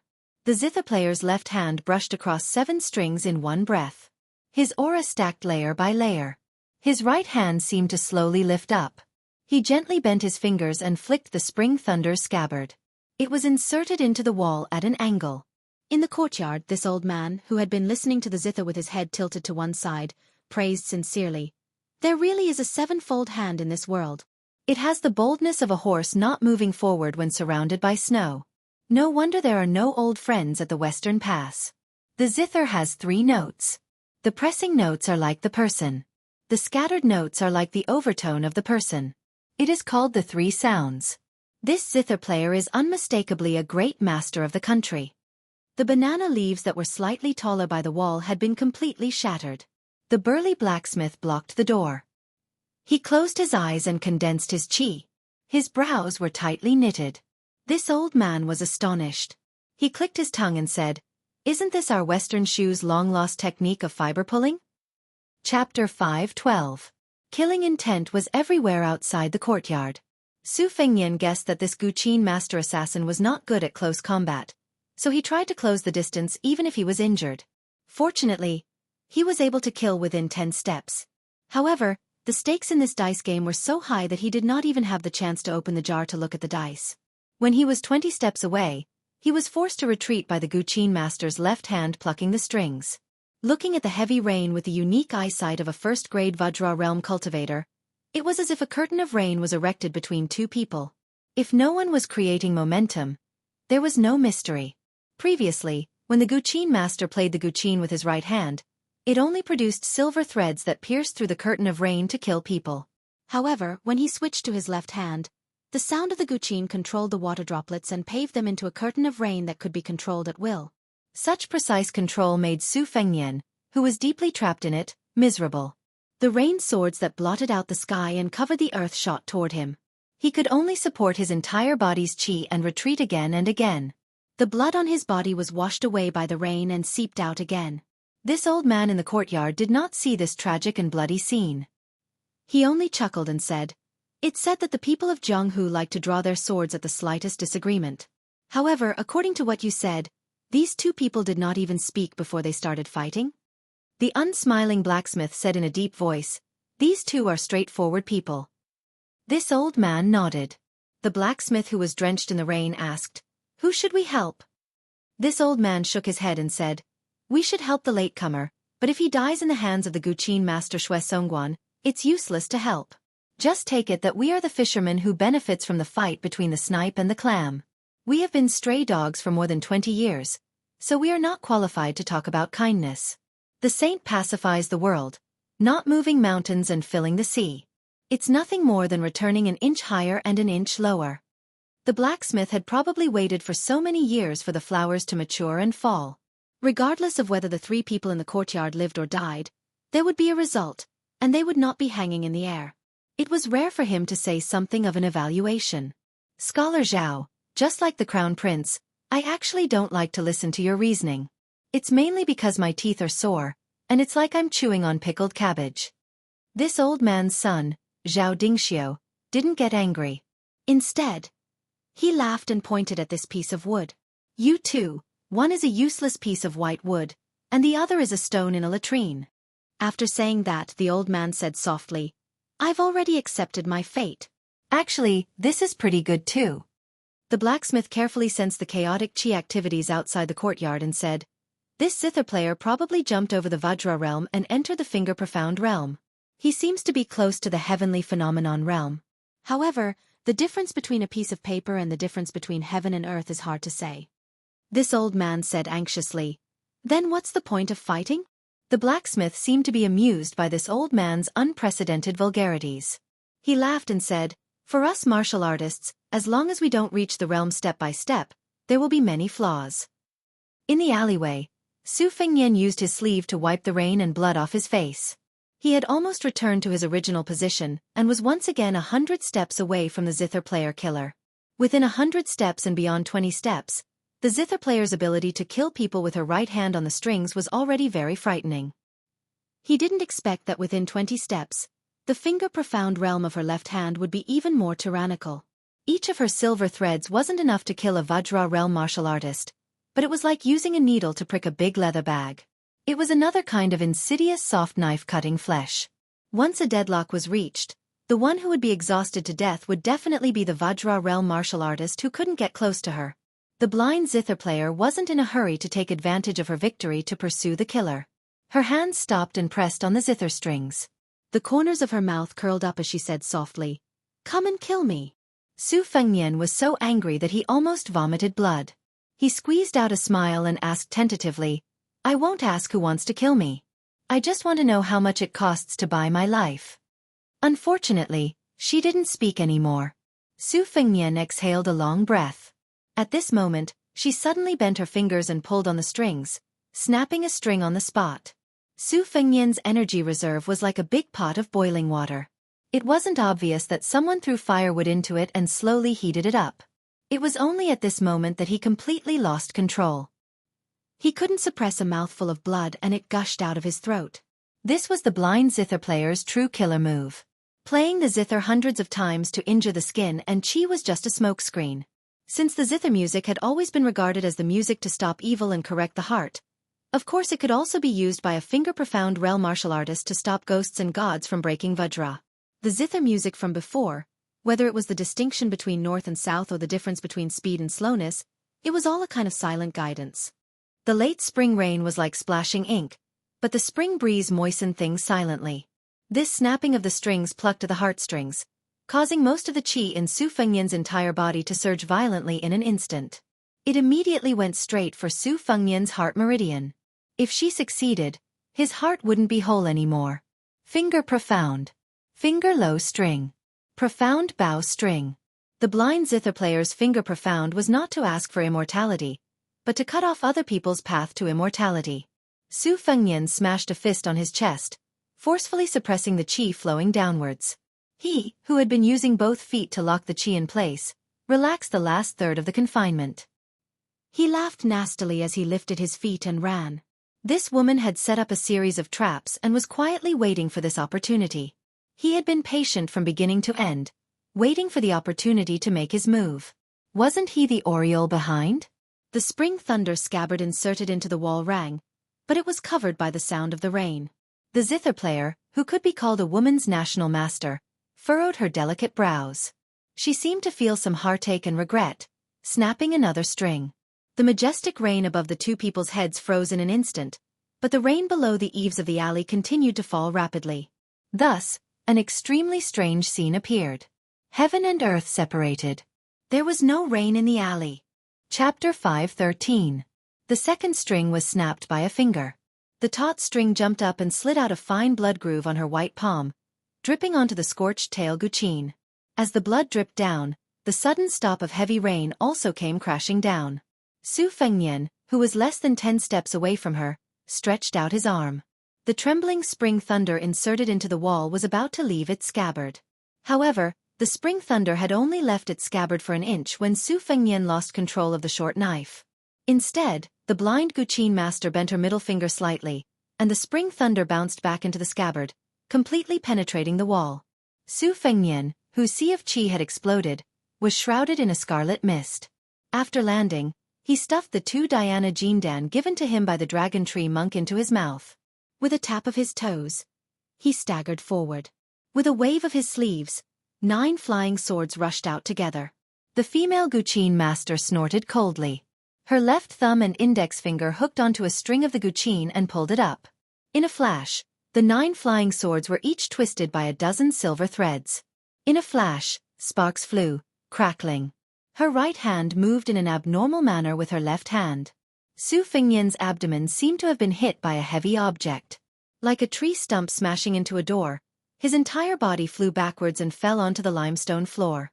At this critical juncture, a black-clothed man jumped over the wall like a leopard cat looking for food under the curtain of night.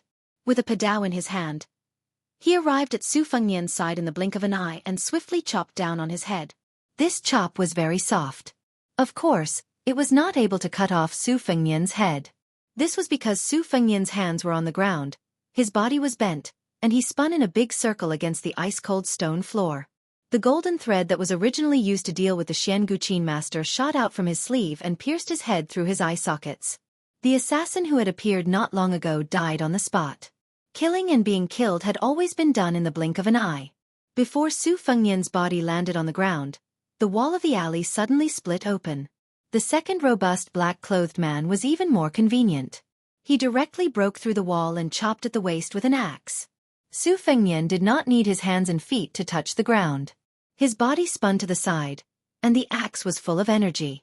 After missing, it split open an entire stone floor. After Su Fengnian stood up, he leaned his shoulder against the black-clothed assassin. He stuck more than he hit, but he did not want to let this astonishingly strong man gather his energy. Su Fengnian then extended a palm and pressed it against the assassin's temple. He took small steps forward, and in this process, he took advantage of the opportunity to quickly accumulate the chaotic surging of the great yellow courtyard. He pushed out in one breath. His and the assassin's momentum decreased, and the other increased. He pushed the axe-wielding man against the wall, his head smashing into the mud and creating a large crater. How could Su Fengnian give him room to fight back? His left hand punched the assassin's waist, and his right hand pressed against the head. He swiped it across the wall, forcibly wiping out a shocking pool of blood. After releasing his hand, the assassin's entire face was badly mutilated and seeped into the yellow mud. He was already a dead man. Su Fengnian had killed 2 people in a row. It had only taken 6 or 7 breaths of time. This time, he was truly exhausted. The blind female zither player's fingers hooked onto a string. If she broke another string, Su Fengnian would undoubtedly die. Her fingertips had just touched the strings when her expression changed slightly. She changed the broken string into a plucked string. The scorched tail zither left her knees and flew backwards. Bang! The zither cracked in the air. Su Fengnian sighed and supported himself against the wall. He felt somewhat regretful that such a good opportunity would not come again. Before the rain. At that time, Su Fengnian stood up and left the fortune-telling stall under the old willow tree. He saw a 15 or 16-year-old robust youth blocking the middle of the street. His clothes were ragged, and he held a broken porcelain bowl. He looked like a shameless beggar who had made up his mind to pester him for copper coins. The youth grinned, revealing a mouthful of white teeth. He softly said 2 words in Bailiang language, Su Wu. Su Fengnian continued forward. His eyes were exceptionally clear as he said softly, "My master is Su of the 12 earthly branches. He has always been in charge of secretly monitoring Su, Zhao, and Qi. I'm an orphan born and raised here. I was taken in as a disciple by my master when I was young. 3 years ago, my master died of old age. I went to northern Liang in accordance with my master's wishes. I wanted to inherit his legacy and become Su, but the general did not agree. Instead, he made me Wu of the 10 heavenly stems. Some time ago, I received news from another earthly branch's death warrior that your highness the crown prince might be coming." Su Fengnian pretended to take out a piece of broken silver.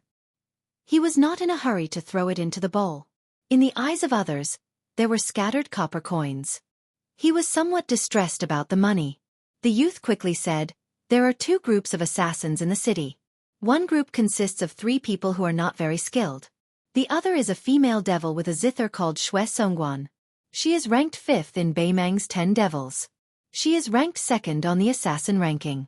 She is very difficult to deal with. I am good at the 6-stone bow. I can hurt a King Kong physique within 300 steps. Your Highness, do you want to kill her or avoid her? I will listen to you." Su Fengnian threw the broken silver into the bowl and said without hesitation, "Kill her." The youth pretended to be greedy for money. He smiled brightly and asked, "But your highness, she is a Xianxia expert. She is not easy to kill." Su Fengnian said as he walked. He had an impatient expression as if he was chasing away flies. He said in a flat tone, "I will attract her attention.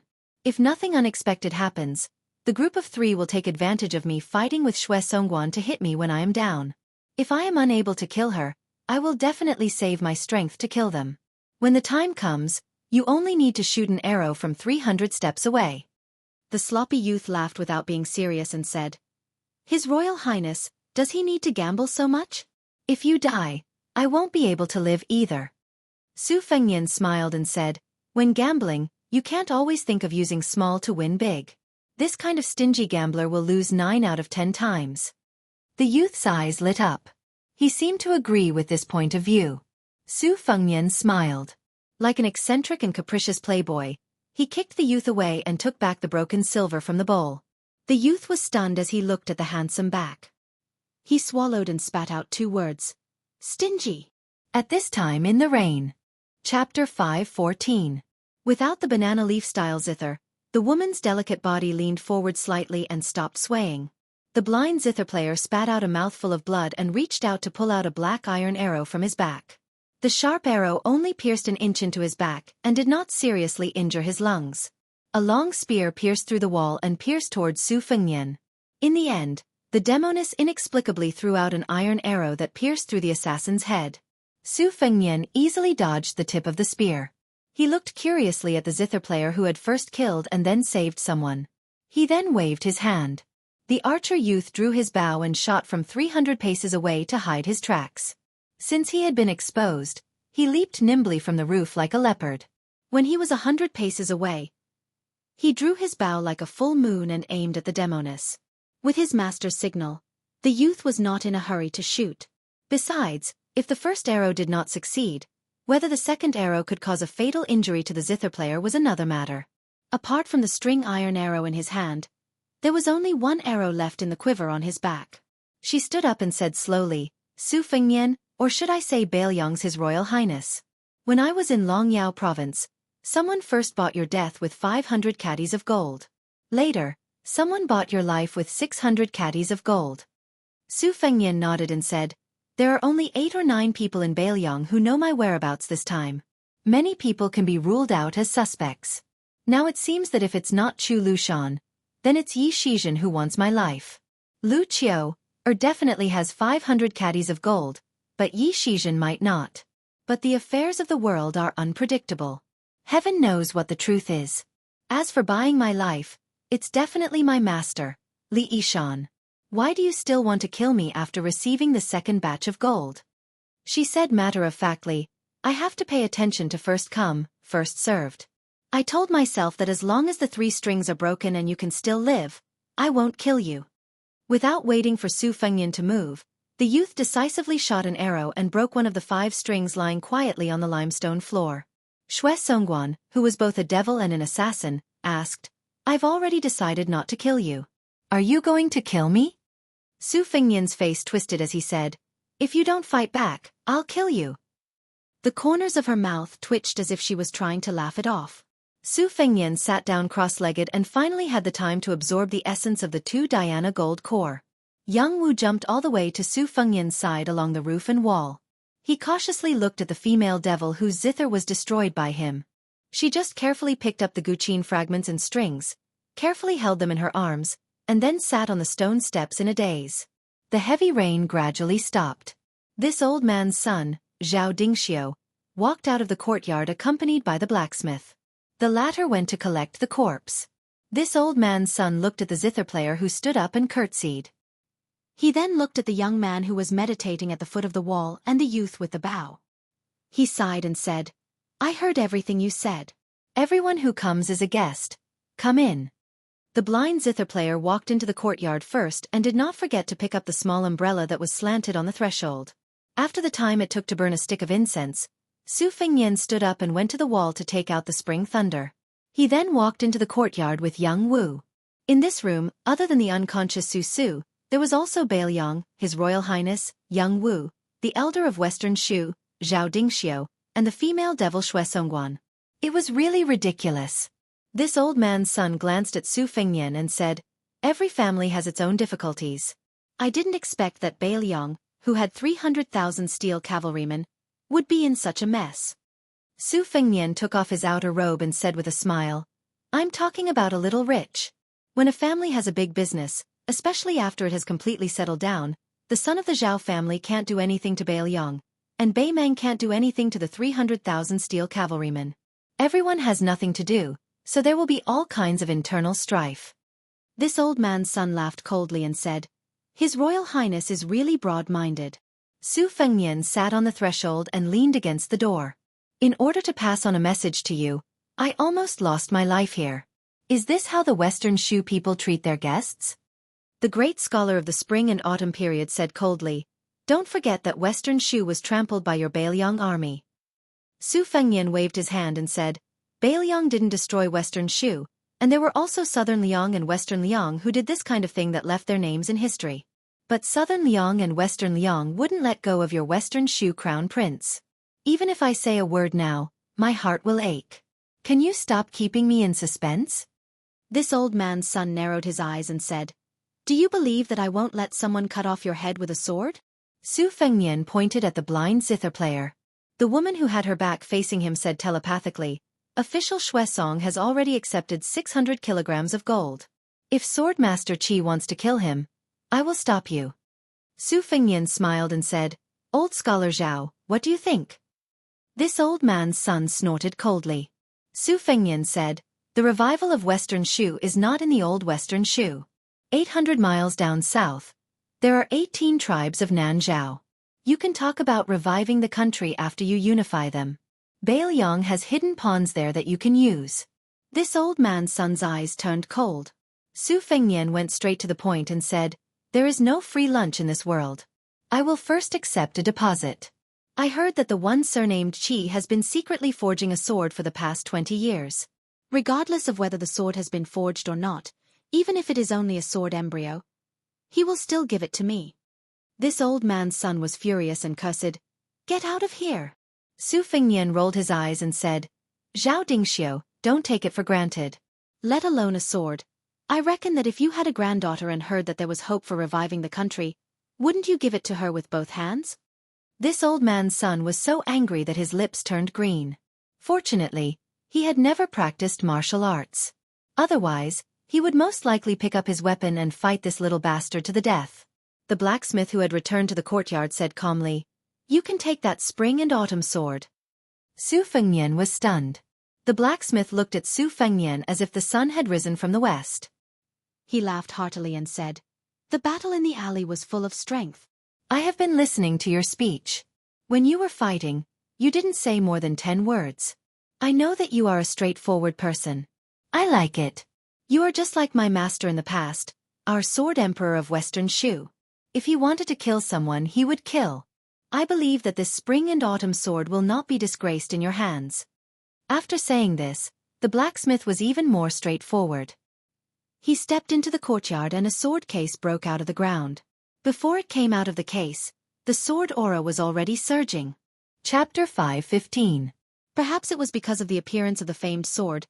Su quivered and was just about to wake up when Su Fengnian rode his sword out of his sleeve and tapped the hilt of the golden thread sword with his finger, knocking the former crown prince of Western Shu unconscious on the spot. This old man was so angry that his lips were trembling. When the golden thread sword returned to the blind female zither player, Xueqi snorted coldly. The golden thread struggled and trembled in the air, unable to advance or retreat. This old man, who was watching coldly from the sidelines, was able to see through the affairs of the world. He was even more wary of this Bailiang heir who spoke frivolously. The situation was clearly settled, but at this moment, he still did not forget to try and kill Xueqi. Su Fengnian laughed shamelessly and pulled away the chief flow of the golden thread sword. Xueqi was not kind enough to give it away with both hands. She hooked her index finger and pulled the flying sword in front of her. She then used 2 slender fingers of her left hand to press down on the sword. She was a genuine Shen finger expert and could see the general situation from small details. The flying sword was meticulously crafted by Dong Tai. In terms of its indescribable texture, it was like a wordless sword manual. There were 4 realms in the first rank. Not to mention whether the current realm had advanced or was close to the land of immortals. There were 3 geniuses who could not be avoided. They had all once surpassed others in their respective realms. In the Vajra realm, there was the white-robed monk Li Dongxin, Chao Chongqing who dominated the 8 battles of Qi, and in the Shen finger realm, there was Dong Tai who proved his Dao through techniques. In the battle in the Rainy Alley, including the golden thread, which could be said to be her trump card, the blind zither player had seen a total of 10 flying swords. At this moment when she touched the sword, she knew that there was a lot of knowledge behind it. Xueqi guessed that this son of the butcher seemed to be unaware that he had a huge treasure on him. He was suspicious of picking up sesame seeds and throwing away watermelons. He only cared about nurturing the sword embryo, and did not know the meaning of the Tao of swordsmanship contained within a flying sword. She also did not have the kindness to poke the window paper. Su Fengnian threw away the golden thread sword and was not worried that the demoness would not return it. He ignored Zhao Dingxiu's angry glare. He walked to the center of the courtyard and stared at the ebony sandalwood box that contained the spring and autumn sword, unable to take his eyes off it. The sword box was engraved with complicated inscriptions and talismans. Most of the top swordsmiths in the world were proficient in Qimen Dun Jia. Since the swordsmith with the surname Qi was qualified to forge a sword for the sword emperor of Shishu, of course, he was one of the best. If the scabbard was the inner garment, then the sword case was the outer garment of a person. This sword box had already exceeded this category. It was more like a cage, not allowing the killing aura to escape. Regardless of whether it was the literary world, the chess world, or the Jianghu Wulin world, they all had the bad habit of worshipping the past and belittling the present. They always thought that poems and essays were written well by the ancients, and martial arts secret manuals were more precious the older they got. Little did they know that the affairs of the world were like chess, always stepping on the shoulders of the ancients. The later generations were getting more and more exquisite. Fortunately, in the chess world, there were Huang Longshi and Su Weisheng, and in the Jianghu, there were Wang Xianji and Li Chungang, both of whom had created a new atmosphere of good fortune for 100 years. Now that the spring and autumn annals had appeared, it could be said that the present generation did not envy the ancients anymore. The blacksmith saw that Su Fengnian was about to reach out to touch the sword case and said softly, "Be careful." Su Fengnian reached out to touch the sword case. After retracting his hand, he looked down and saw that there were many fresh traces of blood seeping out. The killing aura hidden in this sword was so strong that it was rarely seen in his life. The blacksmith who had once carried the sword for the Sword Emperor of West Shu smiled and said, "I am only in charge of forging a good sword. How you take the sword and how you restrain the sword aura afterwards is your business." Su Fengnian did not even turn his head and said, "Wu, go and help Sister Zithermaster find an inn to stay in." The youth with the big bow and the quiver on his back nodded and said, "Okay." Xue Songguan's 2 fingers released the golden thread, and in an instant it returned to Su Fengnian's sword case.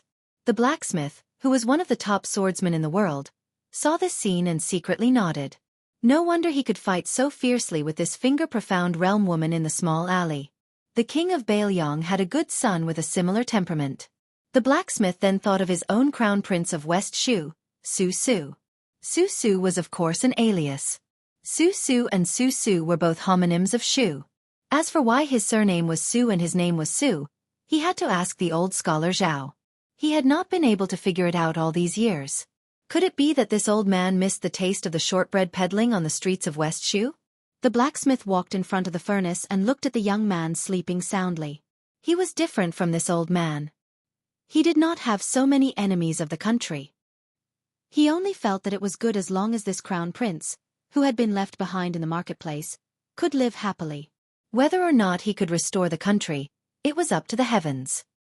He remembered that when the great river crossed West Shu, the sword emperor, whose reputation was second only to the sword godly Chungang, had said that the sword's momentum was like a river, flowing down from the top to the bottom. Naturally, the sword's aura was more abundant. He who held the sword felt that it was probably the same as being a person. Only Li Chungang alone could go against the flow of the sword to open the gate of heaven. The blacksmith carried Su Su on his back. There were 2 small rooms in the backyard. When Su Su was young, she liked to cry and wet the bed in the middle of the night. The old man had to stand guard at the door almost the entire night. On the other hand, the blacksmith slept soundly, or only cared about forging a sword with a black iron from outer space. Every time he thought of this, the blacksmith could not help but want to laugh. It was really hard for an old student who had spent his whole life studying. Even in his old age, he still had to be both a father and a mother. Back then, who knew how many times his beard had been pulled off by the little crown prince? After pulling it off, he still had to giggle. The blacksmith felt that the old man, who had a face of helplessness back then, was much more humane than when he had angrily reprimanded the emperor in court. Su Fengnian stood in the courtyard and walked slowly around the sword case. The young kamikaze left his bow in the courtyard and then walked out of the courtyard with the blind zither player. She wrapped the broken zither in a cotton bag and held it on her arm, like a graceful young lady who had just returned from grocery shopping. The young man looked at her from the corner of his eyes and found it interesting. He was originally a happy-go-lucky person who could not hold back his worries. He joked, "Sister Xue, I accidentally broke your beloved zither. You won't suddenly kill me, right?" The female zither player shook her head gently and said, "I won't." The young man with the code name Wu asked curiously, "Sister Xue, aren't you a great devil who is ranked at the top of the Beimang list? Don't devils kill people without a reason?" She smiled and said, "I don't know why I'm on the list. In fact, I've only killed 6 people. Other than the first person, the rest were paid by others to kill me. Maybe it's because the people I killed were all close to the Vajra realm." The young man laughed with a childish nature and said, "Sister Xue, if a woman's skills are so high, be careful that you won't be able to get married in the future. Think about it. Even if you're not a notorious great devil, which man would like to marry a wife who is better at fighting than him? Isn't this the saying? I wouldn't dare to marry someone like that. In the future, I'll definitely find a woman who only knows how to embroider. But I don't have money and I'm not handsome. When my master was alive, he was always worried that I wouldn't be able to find a wife." The blind girl said softly, "If you're with the heir of Bailiang, are you still afraid of not having a wife?" The young man Wu, whose hands were above his knees, walked on the bluestone path in the small alley. He looked into the distance and said in a low voice, "I'm just afraid that I'll die one day. That's why I don't dare to find a wife." When he reached the door of the inn, the young man quietly disappeared into the night. At dawn the next day, Su, who had slept enough, wanted to use a beautiful carp flip to sit up. In the end, she fell heavily on the bed, making the poor wooden bed creak. Rubbing her waist, Su was a little confused. Why was she lying on the bed when she opened her eyes? Didn't she meet a woman who was waiting for someone in the rainy night? Su vaguely remembered that at the end of the alley, there was a slender figure holding an umbrella. This kind of person looked high and mighty. If she saw him on a normal day, Su would silently criticize him for half a day. Walking out of the room, no matter how the old master tidied it up, the old master would often nag about how he could sweep the world if he didn't sweep the room. At first, Su heard it in her left ear and out her right ear. Later she couldn't stand it anymore and blocked the old master with a sentence. "Get the world and sweep it for me. I guarantee that this room will be spotless." After that, the old master didn't nag about it anymore. This made Su feel a little apologetic. This old man was moving out the pots of orchids. Su was not surprised and went to the front room. Uncle Chi was still working tirelessly on the iron. Su bent her arms and compared her muscles with Uncle Chi's. She was a little discouraged. Suddenly, she saw an unfamiliar figure standing in the courtyard. She ran over to take a look and opened her eyes wide. Angrily she shouted, "Who are you?" For the entire night, Su Fengnian had been peeling the sword aura that flowed out of the sword sheath. The cracked soil had been unknowingly flattened. He turned around and looked at the orphan of the old Western Shu imperial family, but didn't say anything. Su frowned and then came to her senses. She sneered and said, "I remember now. You are the fool who was cheated of money under the old willow tree yesterday. You are a man and yet you are crying. Is your heart aching for the money or what?" Su Fengnian turned around with a cold face. This old man's son, Xianxia, came to the front room and said helplessly, "Don't be rude." Chapter 5:16. To this old man's son, Xianxia, Su was his own son. The only difference was that they were not related by blood. If that young man surnamed Su did not step into this alley, perhaps he would have died of old age in this town. The words, Xianxia's tomb, were carved on the tombstone. Along with the tombstone would be scattered by the wind and rain. No one would remember the words of Xianxia, the sage of calligraphy of Western Shu during the spring and autumn period. He would be worried that Su would not be able to marry a gentle wife. He would be worried that this child would be bullied by the ruffians in the marketplace. He would also be worried that without his scolding, Su would go astray, become useless, and live a miserable life. But now it was different. Li Yishan had fulfilled his promise. He was going to take the incognito Su to the south. He was going to the 18 tribes of Nanzhao to strategize. Just as Li Yishan had said on the cliff, Western Shu is not here, but there is still later Shu. Today, this old man's son personally came to apologize to the families whose children were teaching at the private school. He also gave away the pots of orchids. It was the butcher who had used a knife to cut his arm. When he heard that the teacher was leaving, he chopped off an entire fresh pig leg and stuffed it into his hands. Later, he was afraid that the small teacher would not be able to carry it, so he had the sturdy boy at home carry it to the door of the small courtyard. The boy, who was most likely going to inherit his father's business as a butcher, smiled and said a few words. "Teacher, remember to come back in the future." This old man's son smiled and reminded him, "Now that you know how to read, don't be sloppy when helping your father with the bookkeeping. You should be careful when doing things." The simple and honest boy scratched his head, not knowing how to answer. This old man's son waved his hand and struggled to carry the pig leg into the courtyard. Su Fengnian, who was thinking in the front yard, saw this and hurriedly carried it on his shoulder and helped to put it into the kitchen. It was close to dusk. Su had stewed a large pot. The aroma filled the entire courtyard. With him and Uncle Chi, 2 Taotais, there was no need to worry about not being able to finish it. Su Fengnian bought a few sets of fitting clothes in the city, and a small bookcase that could fit the spring thunder. As for the spring and autumn sword, which was dormant with sword chi, he planned to carry it on his back instead of carrying a saber. It was better than nothing to conceal his identity. In this way, he really did look like a scholar carrying a book and a sword on his back. Su Fengnian didn't want to waste the 600 caddies of gold. He had the female devil Xue Songguan escort the 3 of them to Nanzhao. Although they had the swordsmith surnamed Qi as their escort and there wouldn't be any major problems, it was always better to have more retainers. Even the young death warrior was ordered to go to Bailiang on the way. At first, Wu didn't agree no matter what. He wanted to accompany His Royal Highness from Zhuzhizhou to Jinsizhou. Su Fengnian had no choice but to put on the airs of the Crown Prince of Bailiang. Only then did the young death warrior obey the order to go south. A large table of people ate the fragrant stewed meat together. Even the blind zither player was asked to stay.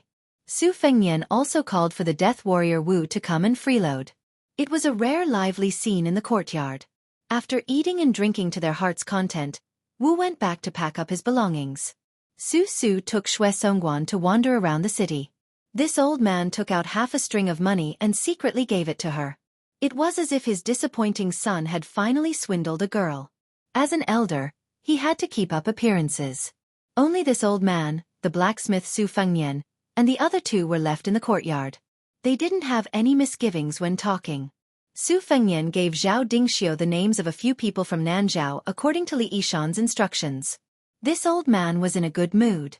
He silently memorized the names of these important people and their contact information. Finally he asked directly, "Is the Su family rebelling?" Su Fengnian couldn't help but think of Mount Qingqing and Qingyang Palace. He wondered if they had already released 6,000 soldiers. He sighed and shook his head. It's just a means of self-protection. This old man said emotionally, "There are as many strategists as there are carps in the spring and autumn period, but only a pair of hands can make a name for themselves. Your Su family's Zhao Chongling died early. It is a pity that he lost his talent as an advisor. Fortunately, Li Yishan is still here. Otherwise, the hound will be cooked after the rabbit is killed. Your Su family may not have what it has today. Previously, I thought that while Li Yishan was better than Zhao Chongling in strategy, he lost in vision and spirit. Compared to Zhao Chongling who died young, and Nailan Yusi who is still helping the king of Yen plan and manage the vassals, he is only strong in arithmetic but weak in Dao. But in the last 20 years, through the scattered news that came to Orange Province, I slowly see that Li Yishan was hiding his abilities back then, or perhaps he was hidden by Zhao Chongling and could not show his abilities. When the Su family took over Bailiang, other than personally going to the battlefield, Li Yishan was a first-rate scholar in geography, insight, diplomacy, and literary talent. Simply calling him a poisoned scholar is an injustice to Li Yishan. Su Fengnian leaned lazily against the door and said with a smile, "My master is an all-rounder." Su Xiao also said that Zhao Chongling always felt guilty back then. He said that as long as Zhao Chongling was alive, Li Yishan would not be able to do his best. My master has really reached the realm of doing as he pleases. He can lead troops and govern with ease. Over the past 20 years, even I don't know how many moves master has made. I'm afraid that in master's eyes, only Zhang Julu is a match for him in the entire empire. This old man said with a regretful expression, "It is a pity that I cannot meet Li Yishan on this trip to the south. I have too many things I want to talk to him about." "Right, His Royal Highness. How is your master's health?" Su Fengnian said softly, "Not very good." The old master frowned. Su Fengnian squinted his eyes and looked at the sky. He smiled confidently and said, "Don't worry, he won't die."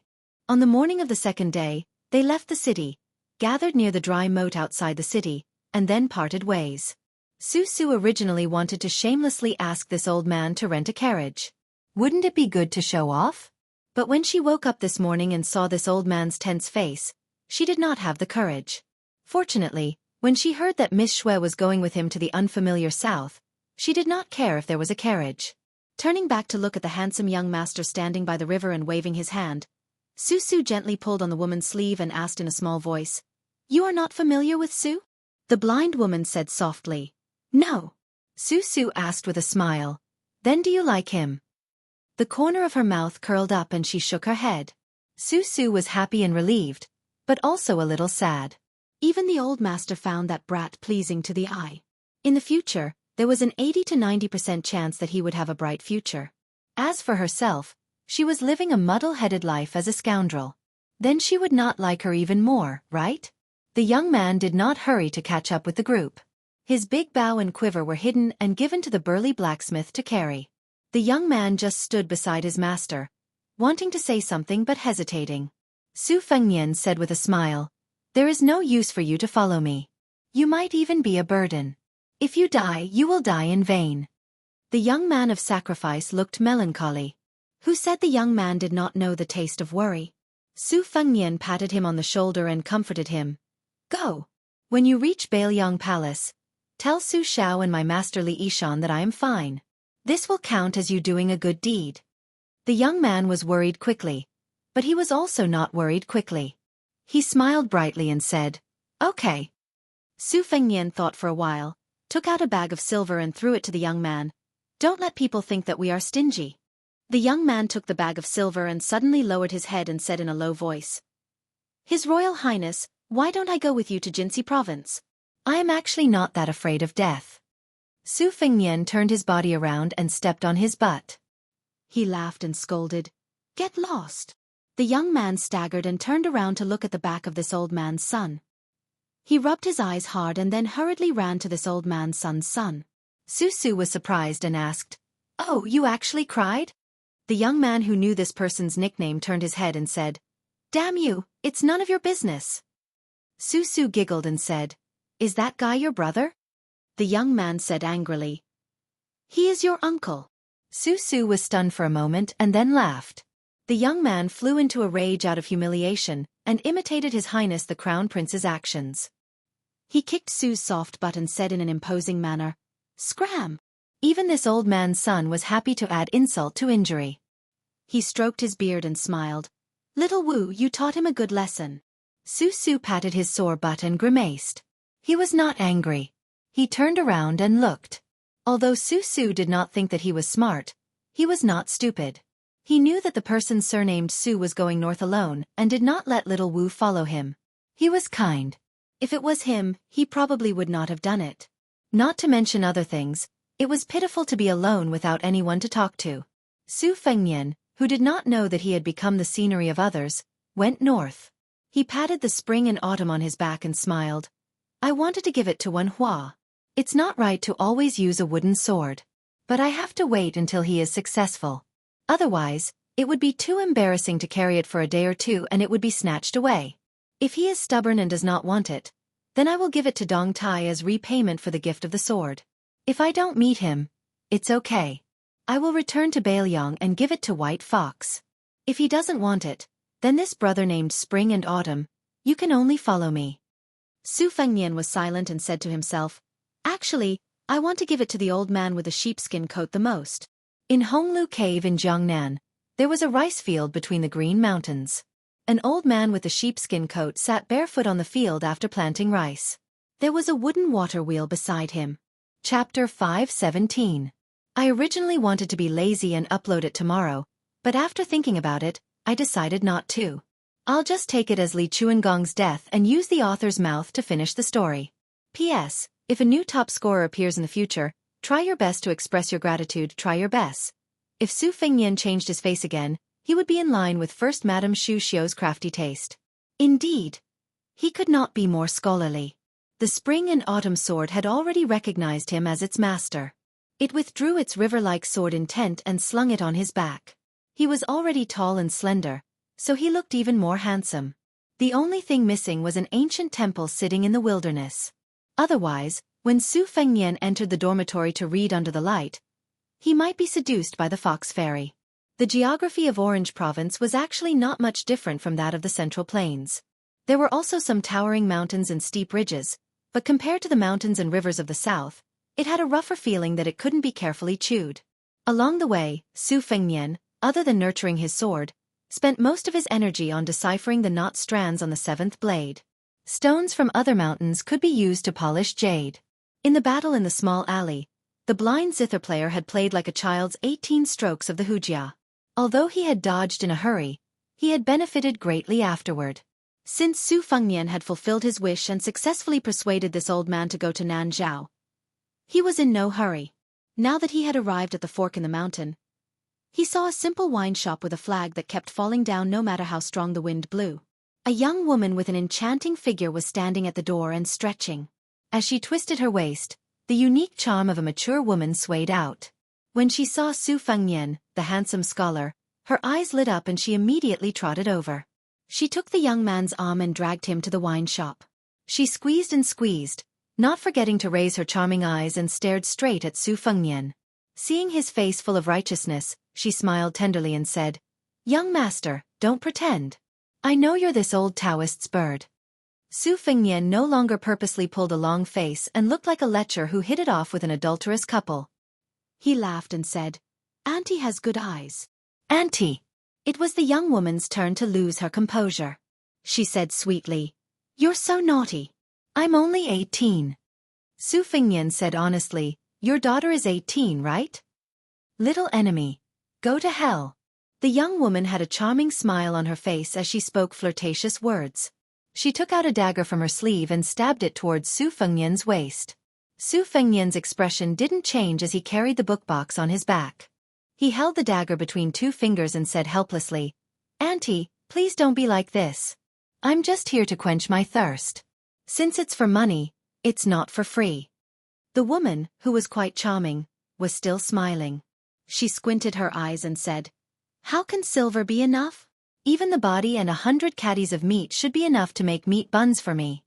She pulled the dagger a few times, but it didn't move at all. Her eyes revealed some surprise.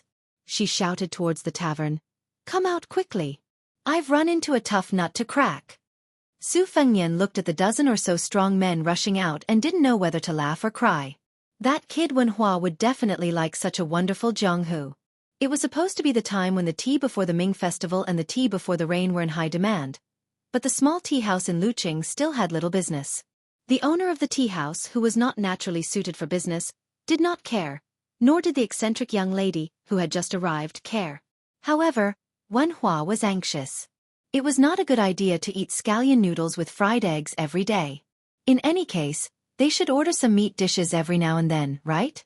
Wenhua was trying to attract customers on the street. His mouth was dry, but he did not invite a single customer into the tea house to sit down.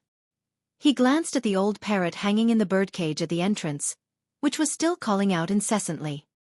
He was so angry that he took down his wooden sword and fiercely knocked on the birdcage. However, this feathered beast imitated its words vaguely, but it had learned enough from its owner, Old Man Huang, to remain calm in the face of change. Wenhua shrunk his head back. When he saw Old Man Huang drinking tea with his back facing him, he stretched out 2 fingers to pluck the feathers. Just as he was about to succeed, a sunflower struck the back of his hand. Wenhua wanted to dodge, but it was simply too late. He glared at the little girl. This little girl was slender and elegant. Although her complexion was not too good, looking at her while eating could still increase one's appetite. Unfortunately, Wenhua boasted that he had turned over a new leaf. After falling in love at first sight for who knows how many times, he finally became enlightened. He made up his mind to uphold his chastity for that girl for the rest of his life.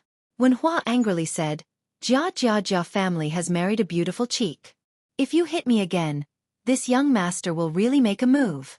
When she first came to the tea house with a dispirited expression, Old Man Huang, who would not move an inch even if the sky fell and the earth cracked, felt heartache for her. Later, when he introduced her name, he was unwilling to put in any effort, only confirming that her surname was Jia, and the last 2 were homophones. Wenhua did not care about anything, as he was born to be at odds with her. Every time he called her name, he would deliberately shout a long string of words. Last month, a scene had happened that scared him so much that he almost peed his pants. A tea house customer deliberately made things difficult for her, disliking that her tea brewing skills were too shabby. She patiently changed 2 pots of tea, but the businessman, who had the demeanor of a scholar, was still finding fault with her despite the cold weather.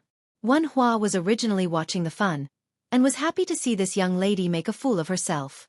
Then, he saw the young lady standing next to the customer chuckling and chopping off his head with a karate chop. If it were not for Wenhua's quick-wittedness, throwing out a tea saucer to block the karate chop, and then risking his life to stand between the 2 of them, that head would have been chopped off like a watermelon. Since then, Wenhua had been on tenterhooks, wishing that he could even keep an eye on her when she went to the outhouse. These days, for the first time, Wenhua was willing to be an ox or a horse. He did not dare to trouble this young lady to receive the tea house customers. He would rather she sit cross-legged on the bench by the window, and stare blankly with a sunflower that had been plucked from God knows where on her shoulder. The young woman chuckled with a stiff expression. Wenhua was helpless against her, and he walked into the tea house embarrassedly before sitting down opposite Old Man Huang. When he saw the young woman didn't follow him, he said in a low voice. Your granddaughter? Does she need to be spoiled like you? Just like last time. Isn't it against the law to kill someone?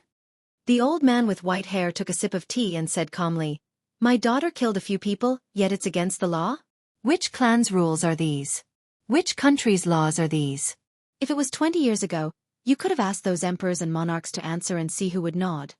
The corners of Wen Hua's mouth twitched as he said, Old man Huang, you don't even make a draft when you boast. If it's according to what you said, then wouldn't you be on equal footing with the Zhao clan's son of heaven? The old man glanced sideways at the wooden sword wanderer that personally taught him the sword technique, and he didn't say anything. Wen Hua felt a chill run down his spine from being stared at, and he said, All right, all right, all right. You're formidable, all right? Since you're so boastful, then I'll make 3 large bowls of onion noodles for you tonight. Otherwise, you'll surely be hungry to the point you won't be able to sleep. The old man that possessed an elegant aura waved his hand and said, I'll go make a bowl right away. Wen Hua said angrily, If I don't go, then do you really think I'm a lackey? Then he stretched out his hand and said with a mischievous smile, My family's little Nian said that a man can't be subdued by force. Only riches and honor can allow me to be obscene. So, give me money first. The old man hovered over the teacup, so Wen Hua immediately squeezed out a flattering smile and made an action of putting a towel on his shoulder. He ran away, but he muttered, See if I'll add a fried egg for you.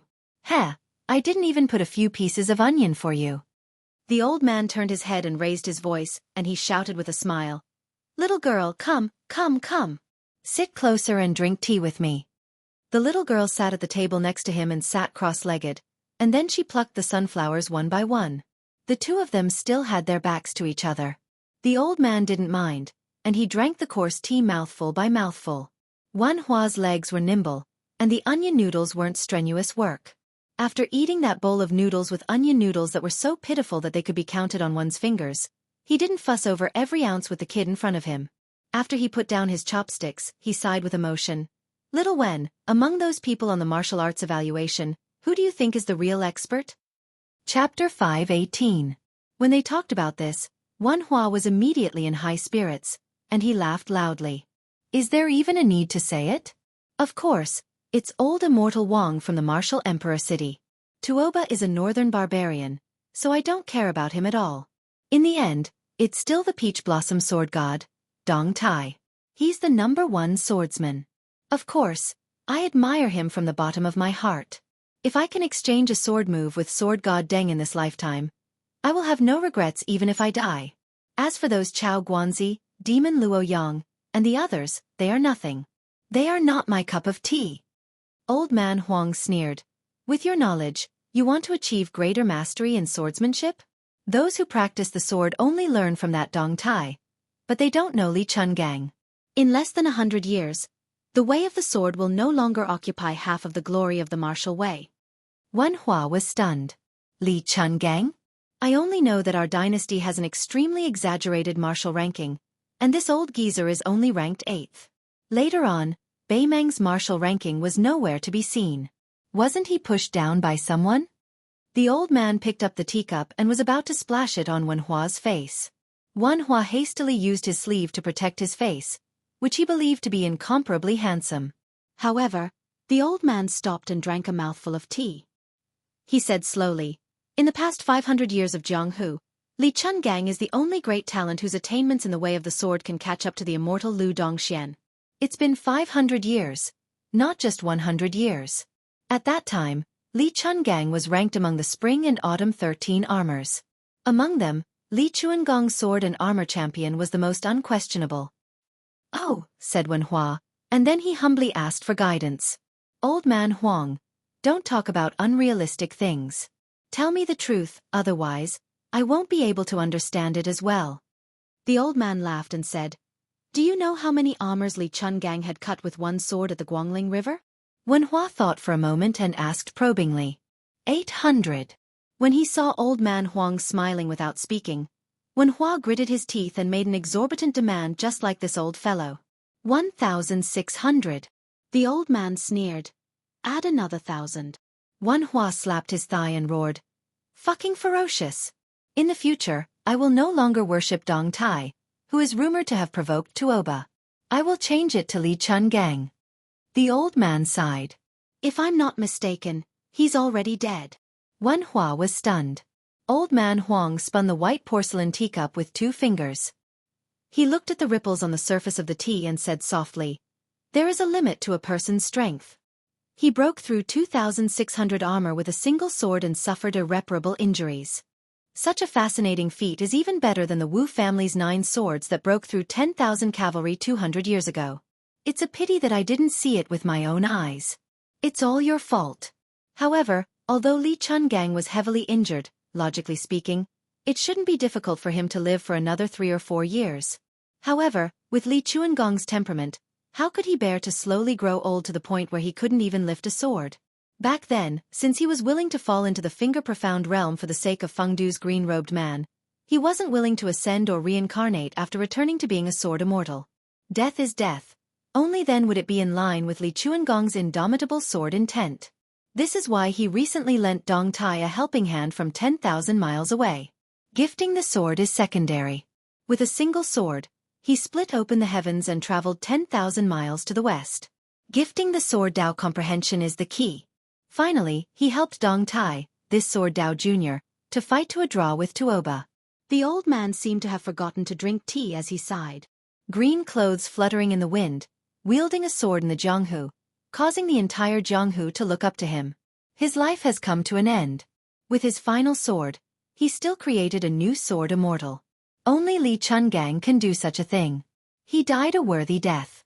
I just don't know if Li Chungang can truly die without regrets.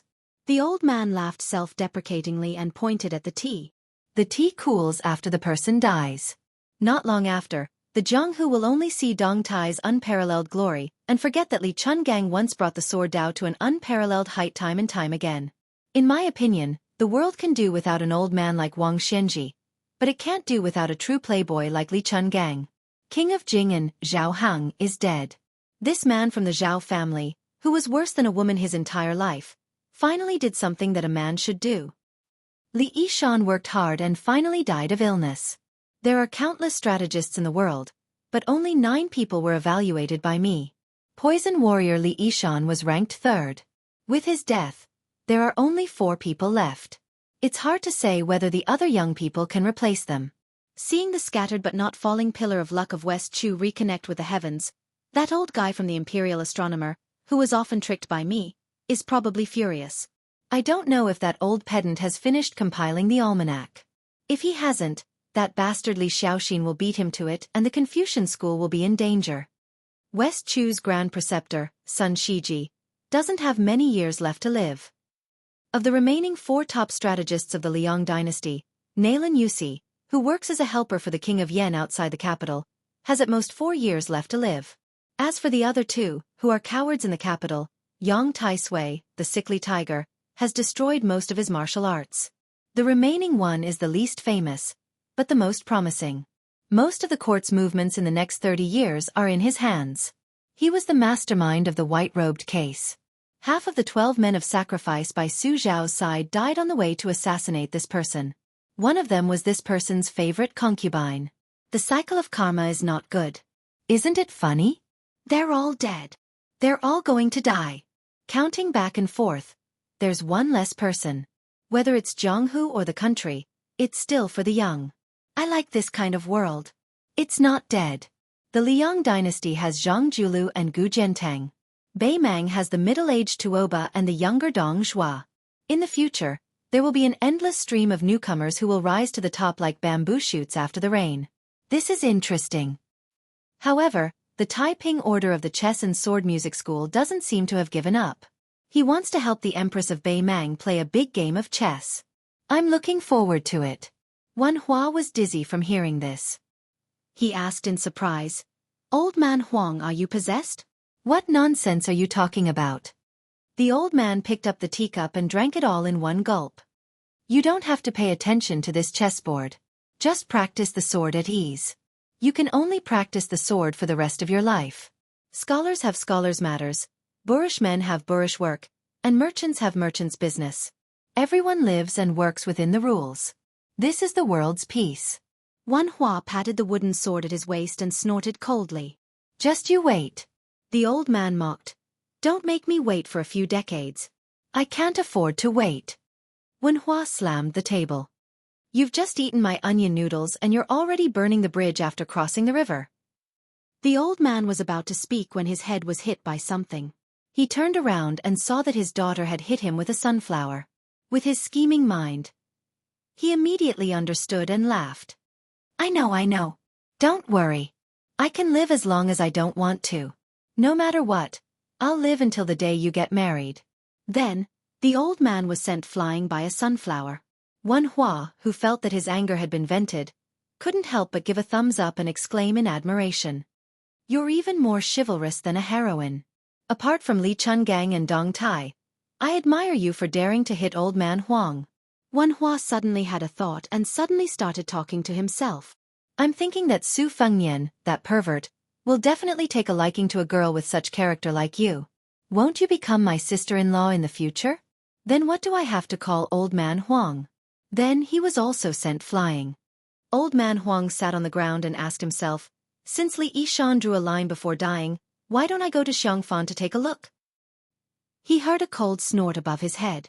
The old man sighed and said, a grown girl can't be kept at home. Forget it. Bailiang's own courtyard is chaotic enough. It's hard to say whether or not that brat can survive. Why should I bother to be this evil person? It's more practical to compete with that Tai Ping Ling who doesn't want the world to be at peace. Do you want to buy Tai En? That depends on whether or not I agree. He stood up and patted the dust off. He said with a smile, daughter, wait here. I'll make you some onion noodles. Wenhua, who had been hit for no reason, hurriedly shouted, give me a bowl too. Old man Huang didn't pay attention to him at all. This made Wenhua depressed again and missed the little new year. Chapter 519. Su Fengnian let go of the dagger as he was surrounded by more than 10 ferocious bandits. The woman, who had a graceful figure but a vicious heart, took the dagger away from him. She was also tactful and no longer stuck to the handsome scholar. She took a few steps back and imitated the naive look of a 16-year-old girl. She smiled and asked, young master, are you afraid? Su Fengnian smiled bitterly and said, how can I not be afraid? She held her chest and smiled sweetly. It's good that you're afraid. I see that you have some skills, so I'll give you 2 options. One is to fight to the death and challenge all of us. After you die, we'll chop your meat and make steamed buns. The other is to join our stronghold and become brothers. We'll drink meat and drink wine together. A man who was as thin as a bamboo pole but had a full chest of hair whispered, Qing Junyang, shouldn't it be eating meat and drinking wine? The woman who was exposed raised her eyebrows. She twisted her waist and walked like a bamboo leaf. She stepped on the man's foot and said, I'll let you eat meat and drink wine. Without me, you can take off your pants and cut off your balls to cook and eat.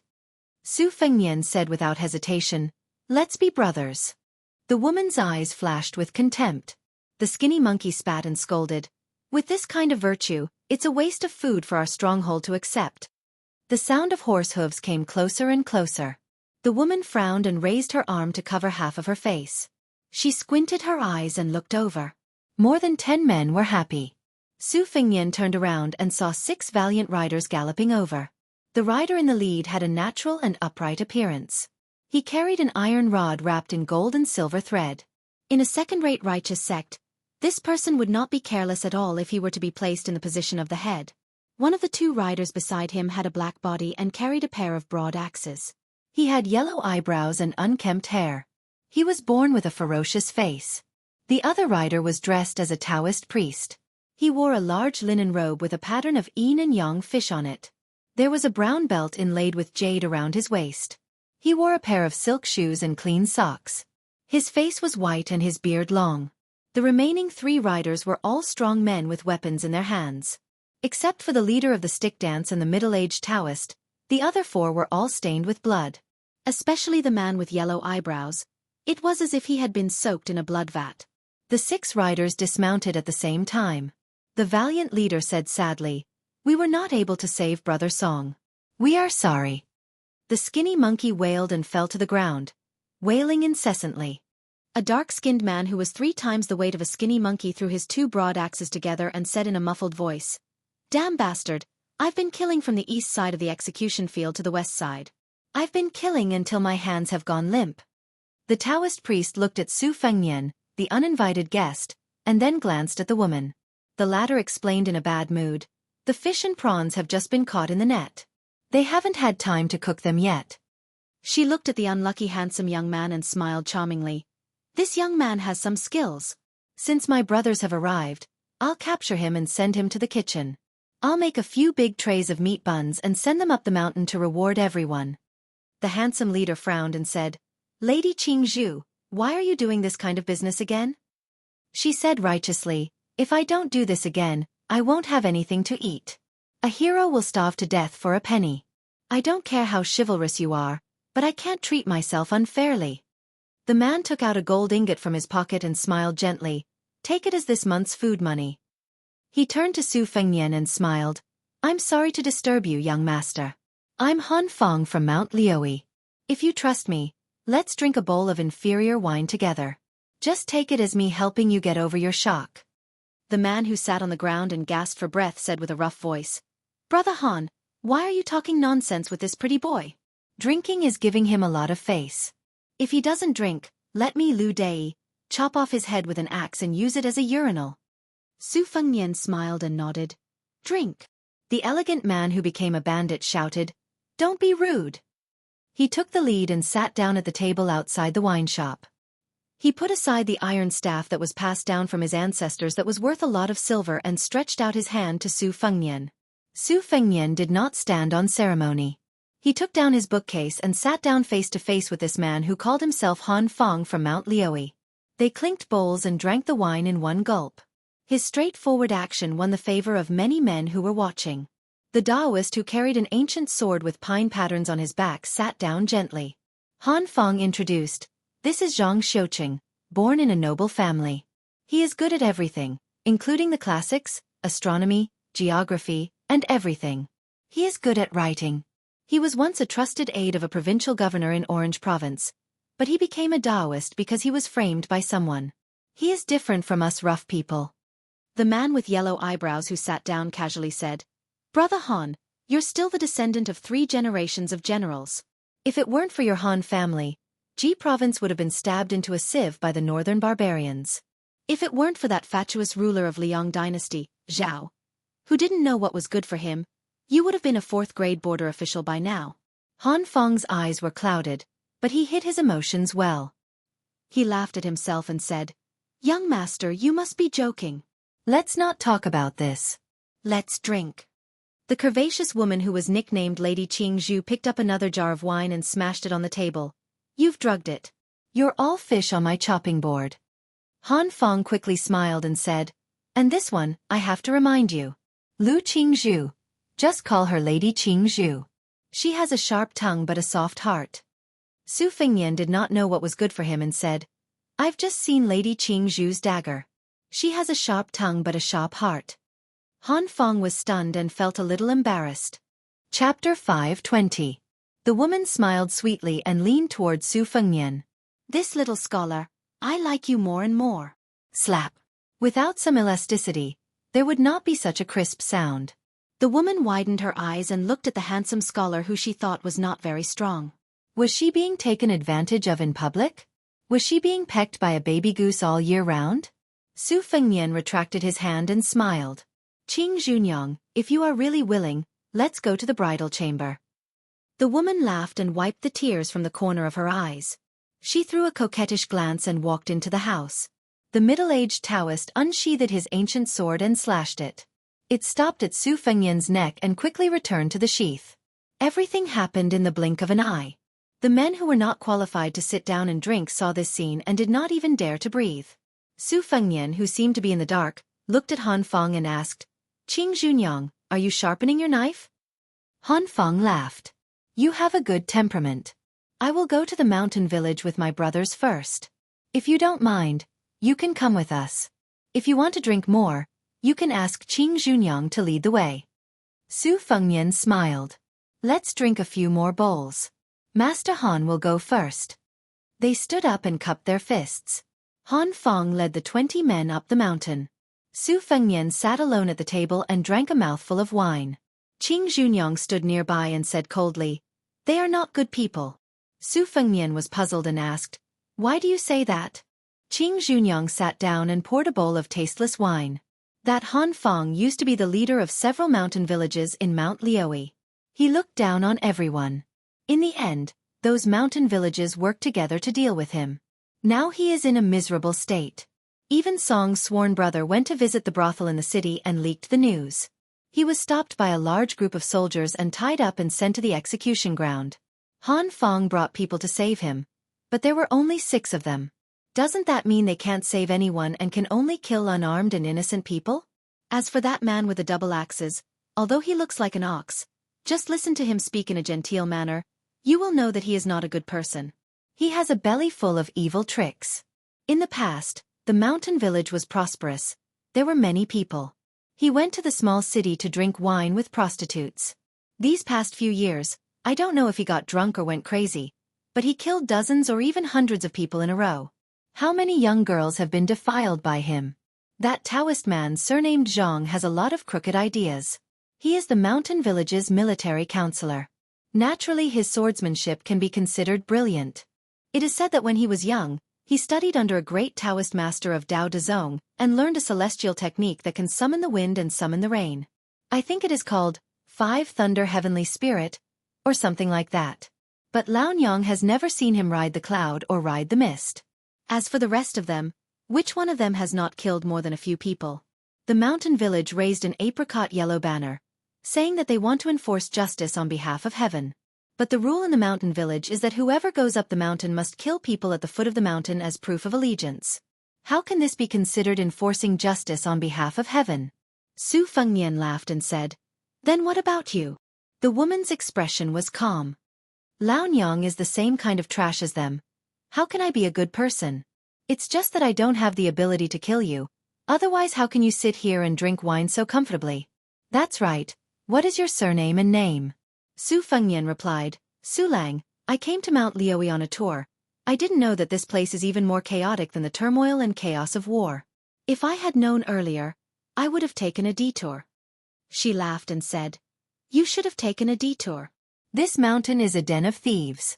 However, I don't mind telling you the truth. No matter how ruthless Han Fong's bandit mountain village is, compared to the number 1 or 2 devil cult sect in the Orange Province, they are just children playing house. Even if they only release a fart, these several hundred so-called Jianghu heroes of this mountain village will be suffocated to death. Fortunately, these devil rabbits don't eat the grass near their nest.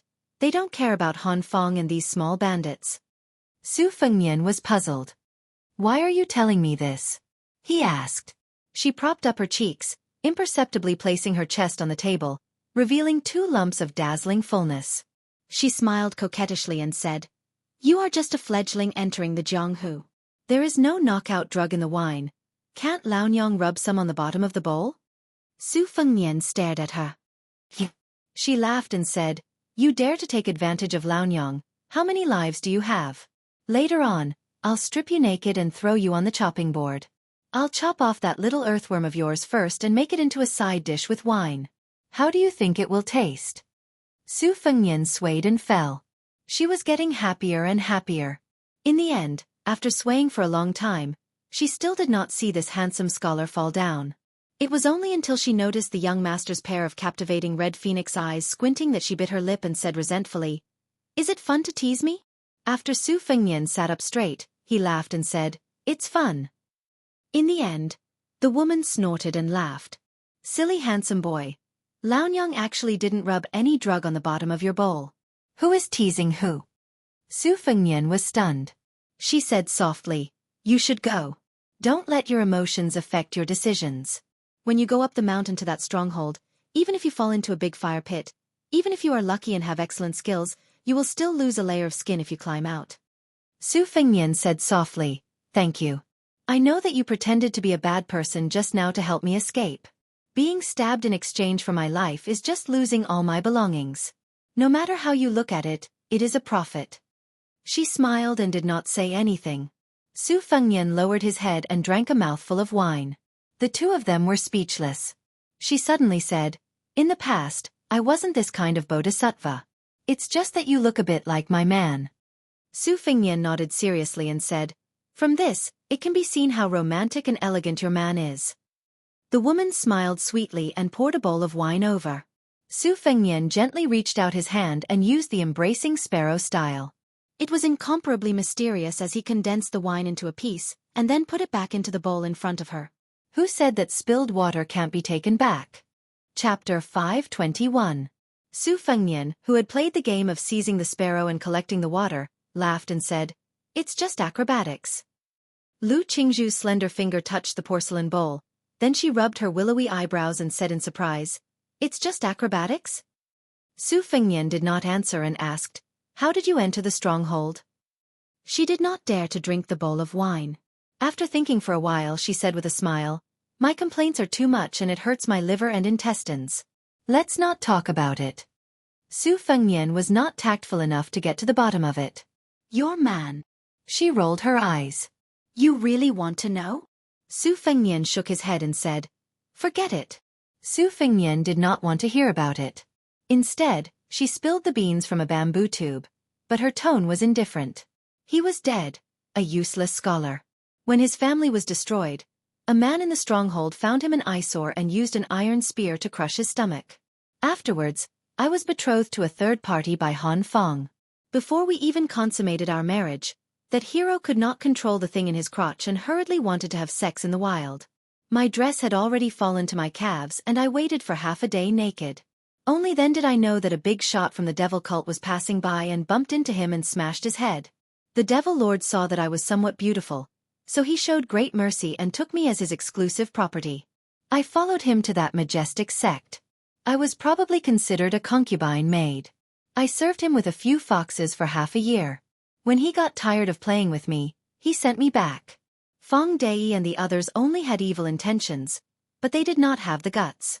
If they wanted to be the concubine of that great devil lord, they had to be alive, right? Otherwise, do you think a pretty widow like me could have lived until today? Even if I could have lived, I probably would not have had the strength to stand up straight in broad daylight. Serving men, especially those who were full of brute force, was very physical work. Now that he thought about it, back when he was in a place like the Imperial Palace, it could be said that he had seen a paradise on earth. He had not suffered for nothing. You see, you've brought up the topic. This old lady is really heartbroken. Let's change to another bowl of wine. This bowl is filled with evil energy. I'm afraid that I'll fall into your trap and really enter the bridal chamber with you. At that time, this old lady won't suffer any losses. You're just a newborn calf, and your head will be smashed by that devil's palm. You'll be a white puddle like soy milk. Su Fengnian pushed the wine bowl over and asked calmly, "What sect is this? Why is it so influential?" She said sarcastically, "Young Master Su, you haven't even heard of Shin Men's thatched hut? How dare you travel to Mount Liui to study?" Su Fengnian laughed. Shin Men's thatched hut? It sounds like a righteous sect that leans towards Confucianism. Qing Junyang took a sip of wine. Seeing that there was no one around, she said, "Han Feng's nickname is the Qilin General. Which eye of yours saw that he looked like a Qilin? Do you really think he's the state preceptor of Beimang? Zhang Xiuqing is known as the Thunderlord, but I've never seen him summon thunder. Song Kuei, who was beheaded on the execution field this time, was also called the cauldron-carrying Heavenly King. Isn't that a self-proclaimed title? With his small body that swayed in the wind, it's hard to say if he could carry this old lady who's over 90 kilograms. He only knows how to use some lowly poisoned hidden weapons. Therefore, Shen Men's thatched hut, although it's called a thatched hut, is actually similar to the emperor's residence. There's gold and jade everywhere. I don't know how they earned the money. Even the latrines are more imposing than the residences of the leaders of the strongholds on the mountain. I've never really been to the Imperial Palace, but I think it's not far off. Su Fengnian nodded and then asked, "Qing Junyang, you're more than 90 kilograms, right?" "You should be around 50 kilograms. The woman was embarrassed and angry. "Can't I eat 7 to 8 kilograms of beef today?" Su Fengnian dismissed it with a laugh. The woman looked at the sky and said, "Oh you, don't treat Mount Liui as a child's game. It's not a place where you can come and go as you please. We're all elites. If we don't have some skills, we won't be able to stand firm. Go, leave behind something for me so that I can give an explanation to Han Feng and the others. I'm no longer the Guanyin goddess who saves people in distress. Nor am I a woman who's at the age of her first awakening of love. You can't be confused just because you have a good appearance. If you don't want to part with the sword you're carrying, take out some silver and treat it as a loss to ward off disaster. Han Feng gave me an ingot of gold to reassure those poor brothers of his who can't take the next meal. I'm just trying to pretend to be a rich man in front of you. This stronghold has long been ruined. Su Fengnian really did take out a stack of banknotes from his bookcase and put it on the table. He smiled and said, "More than 100 taels. Is this enough?" She raised her eyebrows and tapped the banknotes with her fingers. She laughed and said, "You're really a rich man. With your wealth, as long as your family's wealth isn't thin, you'll be worshipped as a spendthrift and a god of wealth in the stronghold. As long as they don't suck your blood dry, your life will be guaranteed.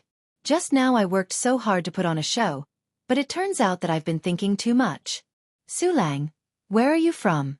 Are you really a scholar who traveled to study?" Su Fengnian teased, "I'm from a small family in Gusai Prefecture. There are so many aristocratic families there that they're as numerous as the hairs on an ox. If you don't have the surname Ding, you'd be too embarrassed to go out and greet people. You can't even lift your head. I didn't expect you to have 100 or 200 taels of silver here and become a rich man. If I'd known earlier, I'd have come here earlier to show off." She glanced at the glib-tongued scholar and said sarcastically, "You've been peeking at me for a long time and you don't dare to touch me?" Su Fengnian, who was caught red-handed, shook his head and said, "I'm not that kind of person." After she got up, she patted her chest, either intentionally or unintentionally. The charming scene of her trembling made the man want to run over and hold her in his pocket, afraid that she would drop it because it was too heavy. Su Fengnian still kept his head down. Qing Junyang didn't know whether to roll her eyes or give him a coquettish look. She left with a smile. There were no waiters to help her in the wine shop, so she had to work alone. There were always trivial matters that she couldn't finish. Afterwards, the scholar with the sword and the book on his back didn't plan to go up the mountain. After paying more than 100 taels of silver, he sat down at the fork at the foot of the mountain. He moved the table to a shady place under the eaves and took out a geography book from his book chest. He asked Qing Junyang for a plate of salted peanuts, a bowl of cooked beef, and a jar of wine. He sat there from noon until dusk. Qing Junyang didn't treat him as a guest of honor. She made a careless meal and ate it, then asked him what his plan was. Su Lang said that he wanted to stay here for a few days and pondered over how to maintain a mountain stronghold. He also asked her about a lot of trivial matters such as how to make money, how to recruit people, and how to win people's hearts. She even asked him if he wanted to cultivate a vegetable garden on the mountain when there were no killings or robberies. She didn't hide anything from him. After all, it wasn't a big secret. If this young scholar was a secret agent from the government and came here to scout for information and pave the way for the armored soldiers to enter the mountain to suppress the bandits, she wouldn't be afraid. If the mountain stronghold was razed, she could just go back to the thatched hut of Shen Men and work like a cow or a horse. To her, who didn't care who died, there was no one in the world that she was willing to collect. He could also pass the time at night, so he took 2 benches and slept through the night. In the house, Qing Junyang tossed and turned for half the night before she fell asleep. When she got up in the morning, she looked at herself in the bronze mirror. No matter how she tried, she couldn't get rid of the dark circles under her eyes. When she saw the energetic guy sitting there holding a book, her eyes were full of resentment. She didn't know whether she was angry at his shamelessness or angry that he was worse than a beast last night. He didn't even knock on the widow's door. Although she didn't know how to open the door, at least it proved that she still had some beauty. She snorted coldly and walked to the village with the banknotes that he gave to the village. After hesitating for a moment, she still didn't take 1 or 2 banknotes. However, she didn't spit out the ingot of gold that was in her mouth. This group of men were freeloading on food and drink, so this money should be hers. The village where Han Feng lived was not far from the mountain, more than 10 li away. However, the mountain road was not as flat as the official road.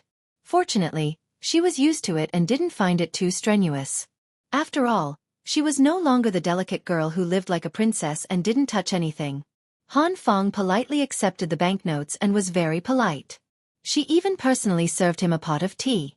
Lu Dei, who was practicing in the mud martial arts field, stared at the young widow's buttocks and then looked at her tired expression. The man, who looked uncouth but was actually very thoughtful, had a strange look in his eyes. He was jealous and sneered in his heart. Reckless young man. You even dared to eat this thorny woman. Do you think you can just leave after eating her?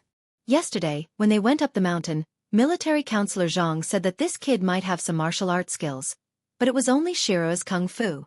Could he withstand the pressure of the big devil in the thatched hut with one finger? This bodhisattva could single-handedly trample over a few stockades without taking a break. Chapter 522. Qing Junyang left the stronghold and returned to the wine shop. She saw that Su Lang was still there, reading. Until today, the skinny monkey, whose name she still did not know, was squatting by the side in a daze. This scoundrel was gluttonous and lazy, bullied the weak and feared the strong. He had all the faults he should have. However, compared to the bandits on the mountain who would easily chop melons and cut vegetables, he was indeed less capable and more cowardly, so he did not appear as abominable. These past few years, he often came here to help with some trivial matters, so it was certain that he could not control his eyes. However, unexpectedly, he had never done something as perverted as pricking the window paper to peep at her bathing and coming out of the bath. This made her somewhat have a whole new level of respect for him. In this mountain, who did not believe in the principle of seeking riches and honor in the midst of danger? The skinny monkey became a distinct anomaly, and also a good-for-nothing example. She heard that the first time he killed someone under the guise of allegiance, he did not completely chop a woodcutter to death with a single chop. His tears and snot flowed profusely, and he even had to carry the woodcutter to see a doctor. Fortunately, there was a brother watching from the side, who helped him stab the woodcutter to end his life, and only then was he allowed to enter the stronghold. However, if one were to say that because of this, she was willing to spend a few nights with this skinny monkey, that would be too preposterous. She still preferred a more scholarly man. Seeing the shrewish Qing Junyang, the skinny monkey could only rely on his large chest hair to pretend to be a man to squeeze out a smile. He did not dare to talk to her, and only pretended to worm his way into being friends with the young man. He asked, "Hey, surnamed Su, do you know that a major event has happened in Jianghu?" Su Fengnian put down the orange prefecture geography book that he had stolen from this old man's son. He laughed and asked, "What's the matter? Tell me." The skinny monkey stood up and swaggered over to sit across from him. Seeing him take the initiative to push a plate of peanuts over, his originally somewhat nervous mood calmed down a lot, and he quietly became a bit more carefree. He threw a peanut into his mouth, and with one foot on the bench, he clicked his tongue and said, "A few days ago I went to the city and went to a restaurant with a brother who works as a servant. Do you know which restaurant it is? A meal at Fengxian restaurant costs a few taels of silver." The woman who could not stand the skinny monkey's blind bragging smacked him on the back with a broom and laughed. "If you have something to far to say it quickly. With your poor life, how could you know any brother who works as a servant? Going to Fengxian Tavern to drink? Why didn't you just say that you were going to Jianggu to visit a courtesan? Isn't that more impressive?" The skinny monkey, whose face was flushed red, swallowed his anger back into his stomach. His imposing manner was weakened by 70 to 80%. He said embarrassedly, "Woman, you have long hair and short knowledge. You are looking down on me." Seeing that Qing Junyang was about to raise the broom and smash it down, the skinny monkey-like man hurriedly said, "Do you know that the peach blossom sword god Dong Tai has come from Liang?" Su Fengnian nodded. "Let's talk later." Qing Junyang went into the house and took out some meat and wine before sitting down. The skinny monkey-like man smelled the fragrance on her body and swallowed his saliva. He said in high spirits, "Didn't the third most powerful sword god in the world go to compete with our military god? Guess what happened?" Qing Junyang was not in the mood to guess riddles, but Su Fengnian smiled and said, "He should have lost." The skinny monkey slapped his thigh. "Wrong. What are you yelling for?" Qing Junyang, who was startled, picked up the broom under her feet and rushed over. The skinny monkey, who was slapped to the ground, did not dare to be angry with her. After sitting up straight, he lowered his voice and said mysteriously, he was going to lose. That sword god even broke the peach blossom branch. He fought with the military god of Tuoba from morning to night, and then from night to morning. I don't know how many days and nights they fought. Oh, Qing Junyang, don't hit me, don't hit me. I'll get to the point. At the critical moment when victory was decided, oh no, when Dong Tai was about to lose, all the hundreds and thousands of masters watching heard a sentence. It came from thousands of miles away, from the sky. Qing Junyang's face was full of sarcasm. She sneered and said, "You are talking nonsense again, aren't you? Do you think you are a storyteller telling a fairy tale? The skinny monkey said with a thick neck. It is absolutely true. Su Fengnian poured a bowl of wine and did not forget to pour a bowl for Qing Junyang and the skinny monkey as well. He said softly with a smile. Continue. The skinny monkey glanced at Qing Junyang. As for whether he wanted to cut her face or her chest, it was unknown. Then he said, I heard a sentence. Dong Tai, I want to borrow a sword from you. Do you dare to take it? Su Fengnian raised his wrist to take the wine. He stopped there and did not drink. The skinny monkey was about to slap his thigh, but when he thought of what had just happened, he retracted his hand and said with a fascinated expression. Then the sword god Deng replied, Dong Tai, why wouldn't I dare?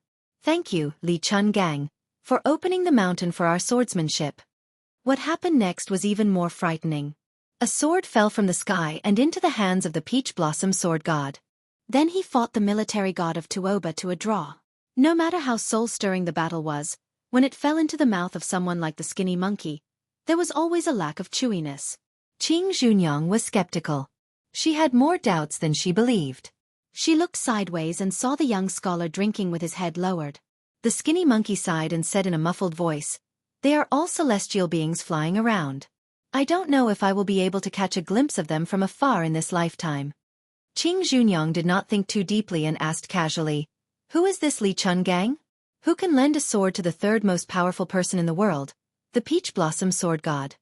The skinny monkey who had emptied his stomach said weakly, He is probably a great swordsman from Liang. Qing Junyang saw the young scholar raise his head. It was a stiff face with no expression. He put down the bowl and said, He is a one-armed old man with a sheepskin coat. The skinny monkey curled his lips and said, Who are you trying to fool? A one-armed old man can ride a sword for thousands of miles? You speak as if you have seen him before. The young scholar smiled sadly and said, I will never see him again. The skinny monkey did not know what to say to warm up the atmosphere.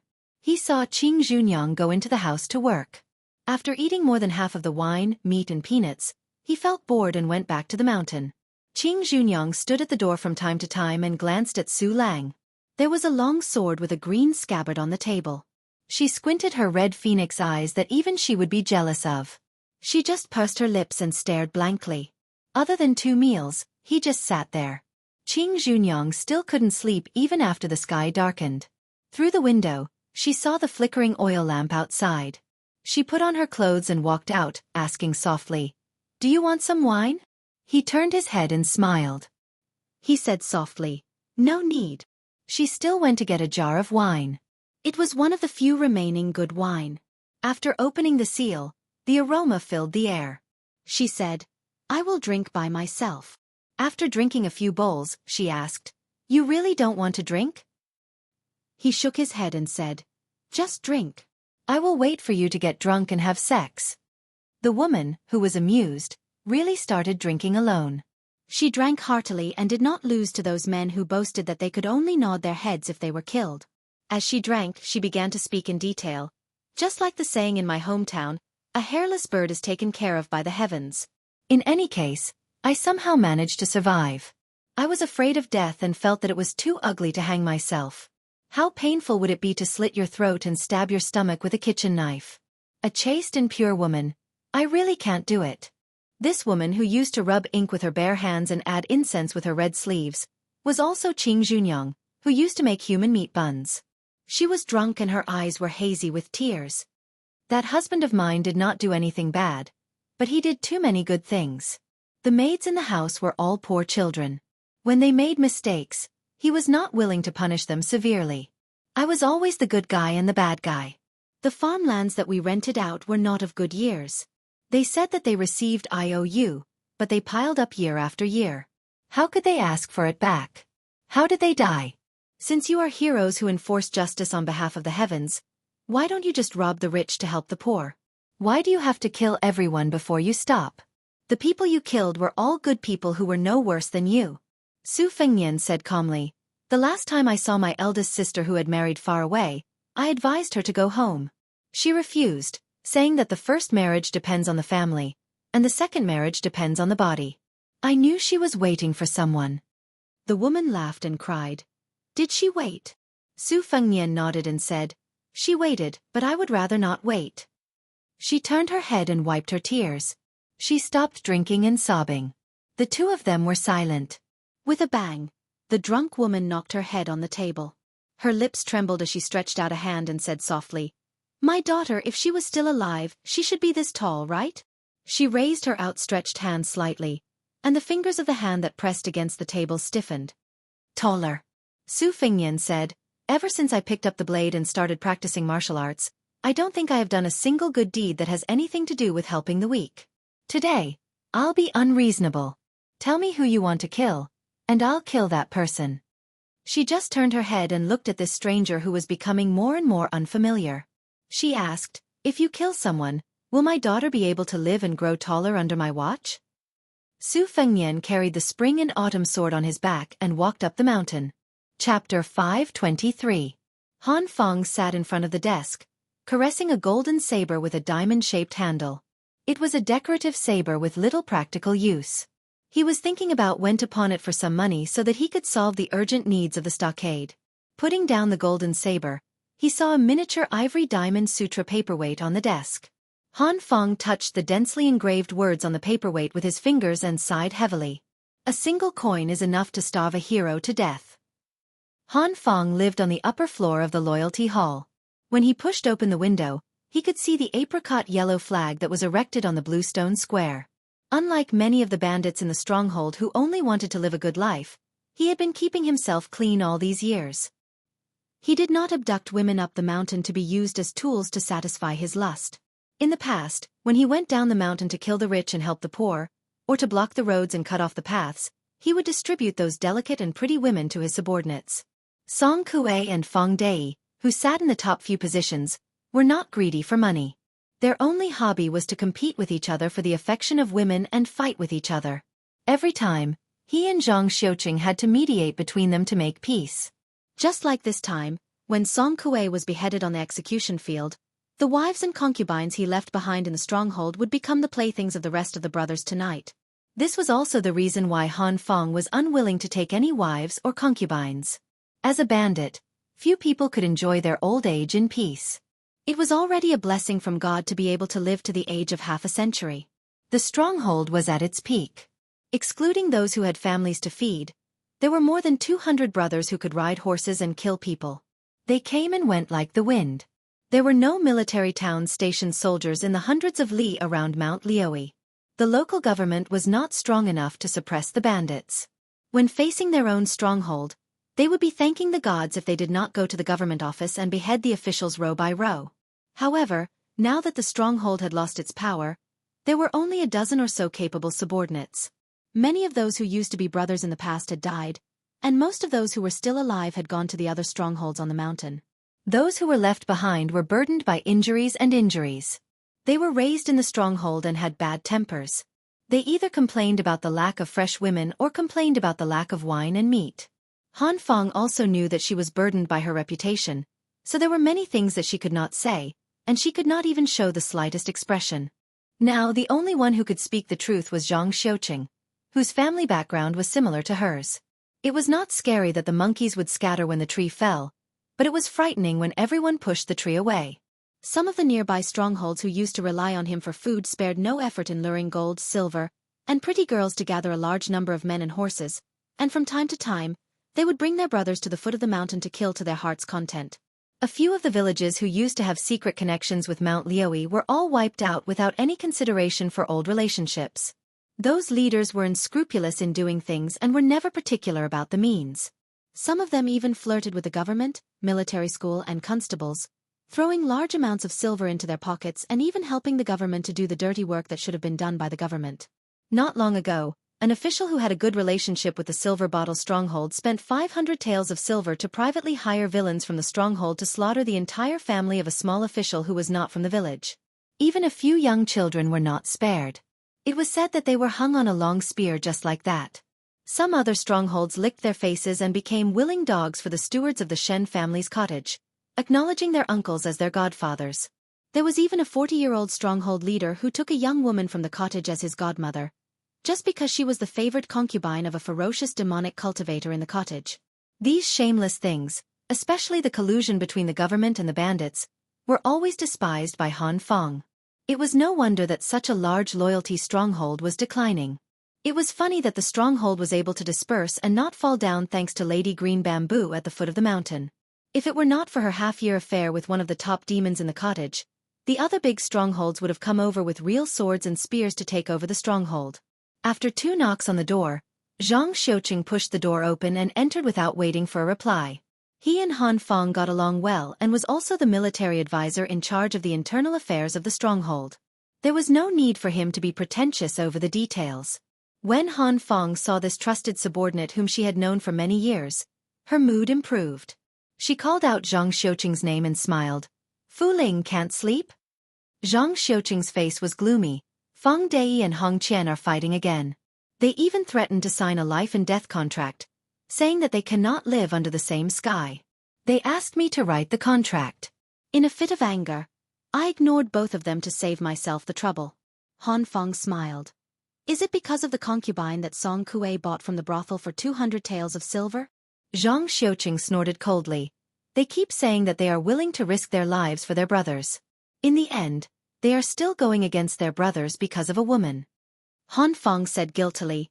"I also know that the woman has been having an affair with Hong Qian for a long time.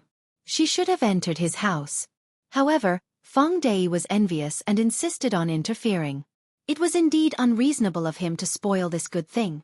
Hong Qian went to private school for a few years in his early years and learned a lot about medicine and astrology from you. He also has a lot of ambition. This kid is only 24 or 25 years old and he wants to fight for a title and bring glory to his ancestors. If it wasn't for your nurturing, with his ability, he would have turned for the better and joined a family. If he changed to a village that has a good relationship with the government and secretly changed his household registration, he might have a chance to make a name for himself. Everyone in the village knows that Feng Dei is on good terms with me, and he also considers himself as a child of the Han family. So it is my fault for making things difficult for you.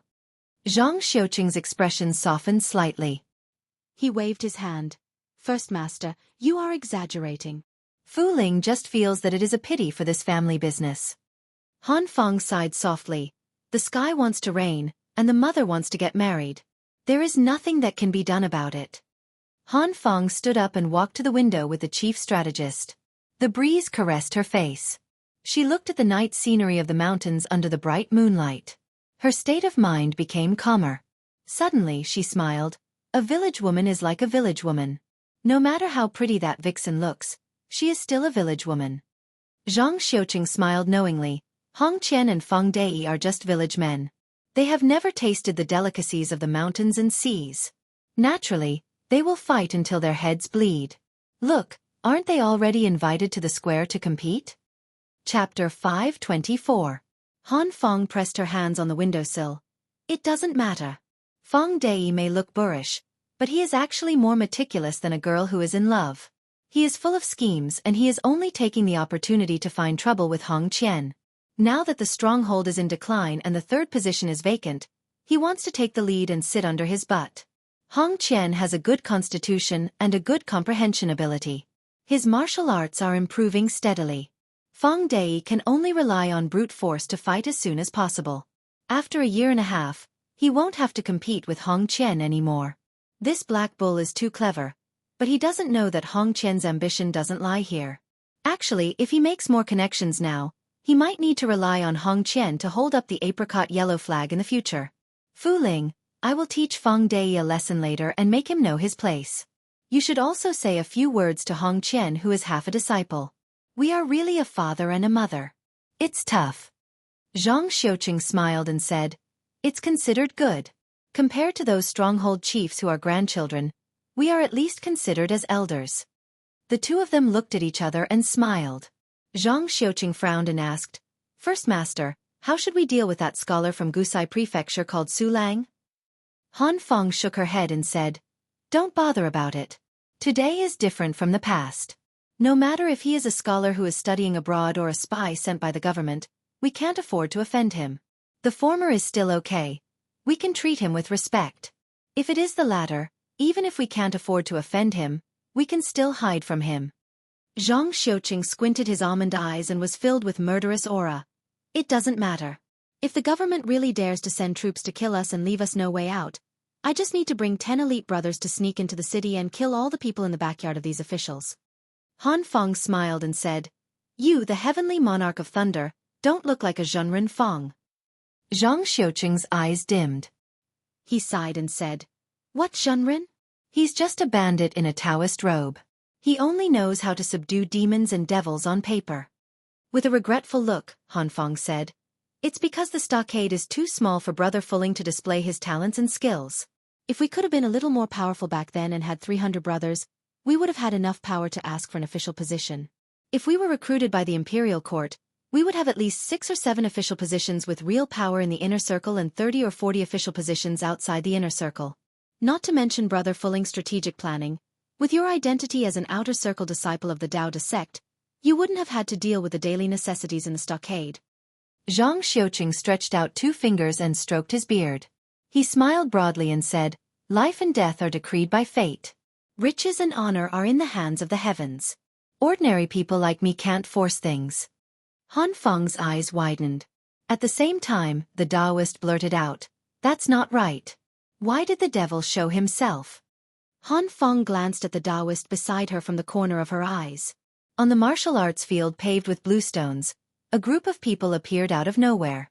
They were all wearing brocade clothes that were rarely seen on the mountain. Moreover, even if the bandits in the stockade wore silk clothes, it was inevitable that they would look like monkeys wearing hats.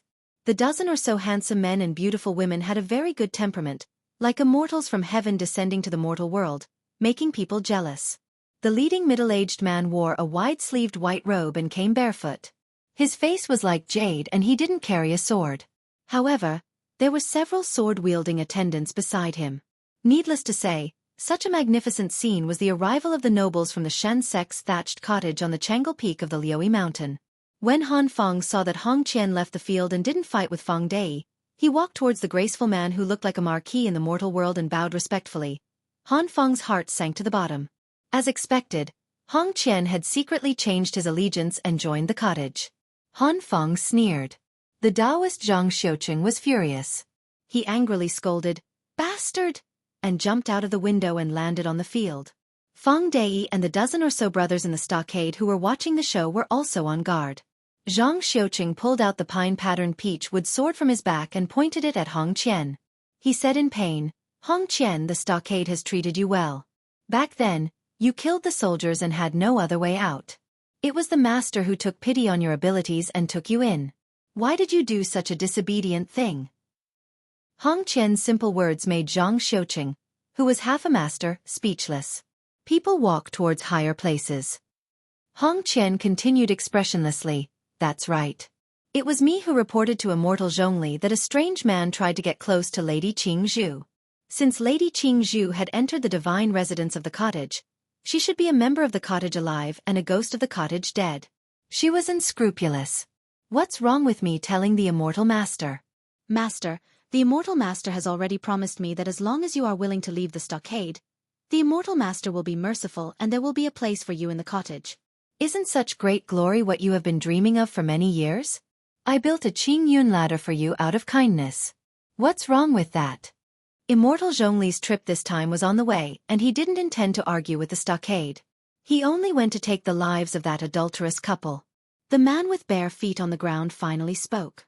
Squinting his eyes, he said, "I heard that the 2 leaders of the Zhongyi stockade are quite skilled. Otherwise, they would have been impostors like Hong Qian. They would just have changed their original surnames and be given the surname Zhongli. However, before that, I still want to see if they are worthy of my attention. I want to see how you, Zhang Xiuqing, beat the 13 towns at the border with your rod techniques and whether your swordsmanship can really attract thunder. If you disappoint me, I will flatten this stockade tonight and erase its name. This apricot yellow flag has long been an eyesore to the masters of the cottage. They are enforcing justice on behalf of the heavens, but they are actually doing evil. How ridiculous." The man raised his head and looked surprised. A young man with a sword on his back stood at the top of the flag. He was so angry that he laughed. "Little kid, you don't know your place. How dare you show off your insignificant skills in front of me? Hong Qian, go and cut down the flagpole." If he cut down the flag, it would be tantamount to forming a blood feud with the stockade.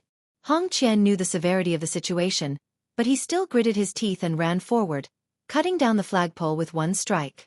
Zhang Xiuqing, who did not dare to stop Hong Qian in front of the devil from the cottage, had an ashen face.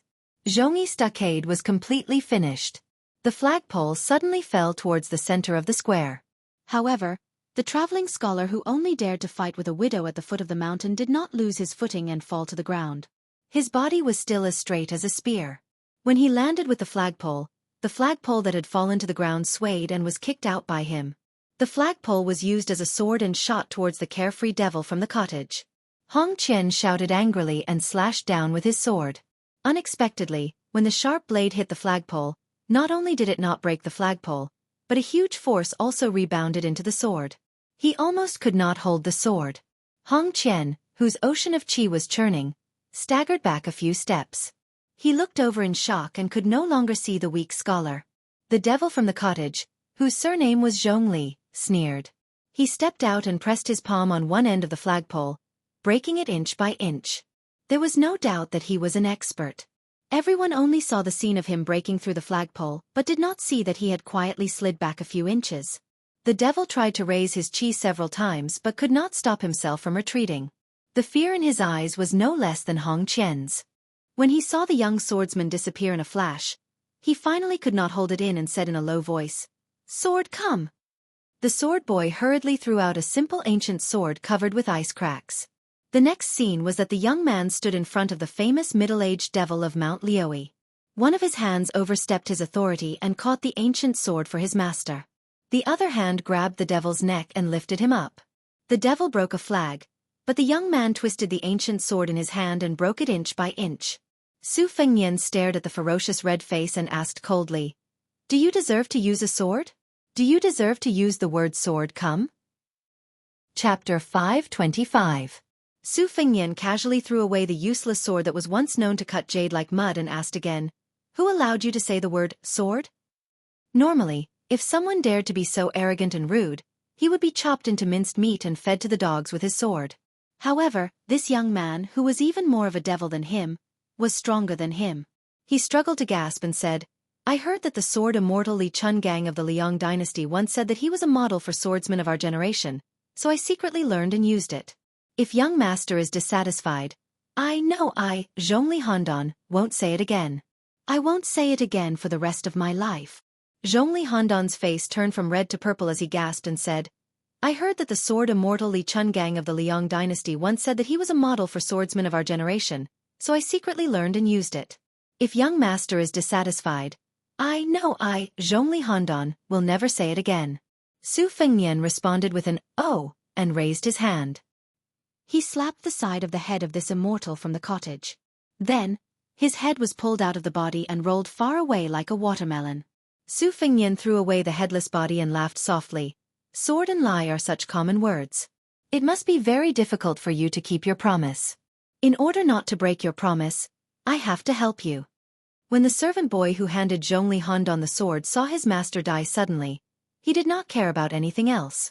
He also did not think deeply about why his master died in one move.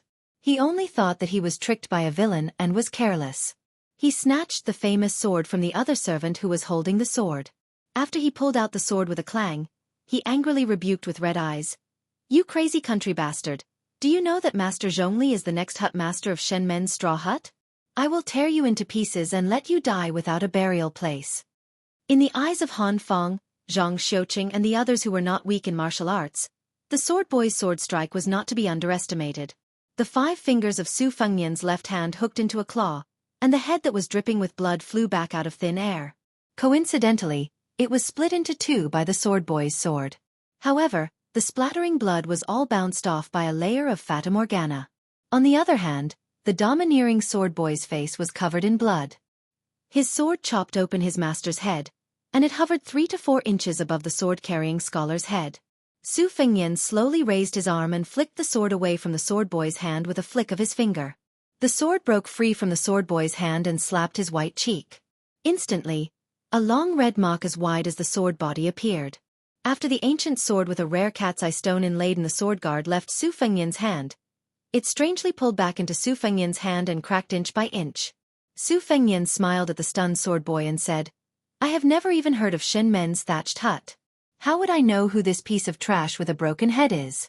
Your master has just gone to hell. Since you are so loyal, why don't you accompany him? Otherwise, with your peerless swordsmanship of splitting Mount Hua, I believe that you will be buried with him when you return to the cottage. Only then did the sword boy realize the difference between the two of them. He had just said a word when his body was kicked like a drawn bow and flew out 5 to 6 feet away. He spat out blood and died. Su Fengnian then asked, What do you want to say? In the square, two groups of people with different standpoints were both shocked. Hong Qian quietly moved, wanting to escape from this troublesome place.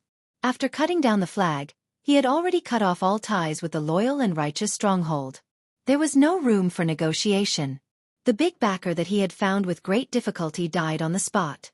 Not to mention how this bloody swordsman would deal with him. Just his master, Zhang Xiuqing, and the leader Han Feng, were enough to make him suffer. Just as he slipped to the edge of the square, Su Fengnian turned around and stared at this bandit who spared no effort to climb up the ranks. He smiled and said, Leader Hong, don't be in a hurry to leave. This apricot yellow flag was cut down by you because of the grudge between you and the stronghold. It has nothing to do with me. However, I heard from Qing Zhu's mother that when her husband's manor was broken into, it was also you who hid your identity and became a guest of the manor for a few months. Then, you cooperated from the inside and stabbed that scholar to death. Many of the pretty maids who used to joke with you were also killed that night after you lifted up your belt. Since Zhongli Handan is dead, come, if you are lucky enough to beat me, Qing Zhu's mother will be your plaything in the tent. Hong Qian's face was full of bitterness and regret. He said, Young Master Su, you must be joking. How would I dare to be disrespectful to you? The Taoist priest, Zhang Xiuqing, suddenly said loudly, I beg young Master Su to leave this person to me. After this, if you want to kill me, I, Zhang Xiuqing, will not fight back. Do as you wish. Su Fengnian asked back, That day at the wine shop at the foot of the mountain, didn't you want to cut off my head with your sword? Zhang Xiuqing said calmly, As long as young Master Su is willing to let go of the loyal and righteous stronghold, I, Zhang Xiuqing, kill Hong Qian, and I will apologize with my life. Su Fengnian smiled and spread out his hands, indicating that Zhang Xiuqing should go all out to kill and clean up the place. Su Fengnian looked at the apricot yellow flag with the word vermilion written on it and said to himself, It's not wrong for the government to force the people to rebel. However, after eating wine and meat, they changed from being unarmed to holding weapons. In the end, the people who killed the most were the people like you. Who is the one doing justice for whom? Su Fengnian looked at the group of shivering cottage servants. Since even the king of the mountain was dead, what else could he do? Su Fengnian turned his head and said to Han Feng, Leader Han, can you lend me 7 or 8 horses to go with me to the Shen Men's thatched cottage to see the wonderland on earth? Han Feng clasped his hands and said loudly, I dare not disobey. A few bandits from the Zhongyi stockade brought over a dozen horses from the stable with fear. They were afraid that this handsome guy, who was even more devilish than a devil, would think that there were too few horses and that he was not observant enough and would kill them all. That would be really unjust. Hong Qian was already entangled by Zhang Xiuqing. A few strong men stood still and formed a circle. Against the famous anonymous disciple of the Dowd clan, Zhang Xiuqing, Hong Qian originally had no chance of winning. Moreover, most of his martial arts were taught by Zhang Xiuqing. His shortcomings were exposed and he was targeted everywhere. Feng Dei, who was eyeing him covetously, saw an opportunity. He waved his axe and cut a big wound on Hong Qian's back. Hong Qian no longer had the strength to scold this black bull for not following the rules. At this moment, Su Fengnian, who had just pulled the reins and was about to jump on the horse, flashed past. He grabbed the flag with the words, Justice for Heaven in his hand and rushed behind Feng Dei. He slapped his back. Before the strong man fell, his head was wrapped up by the flag. Like a dumpling, he was slowly suffocated to death. A cool breeze blew in the square, but it made everyone fall into an ice cellar. After Hong Qian's chest was pierced by Zhang Xiuqing's sword, he laughed and said, It's good to die. All of you died happily. I will still be a man in my next life. I only hope that God will let Han Feng, Zhang Xiuqing and the rest of you become women. Without waiting for him to finish his last words, Zhang Xiuqing's sword pierced his heart and lungs. Su Fengnian glanced at the apricot-eyed Taoist and said calmly, Since Lady Qingzhu said that you still have some sage-like demeanor, I will spare your life. As for what to do in the future, wait for me and Leader Han to come back and make a decision.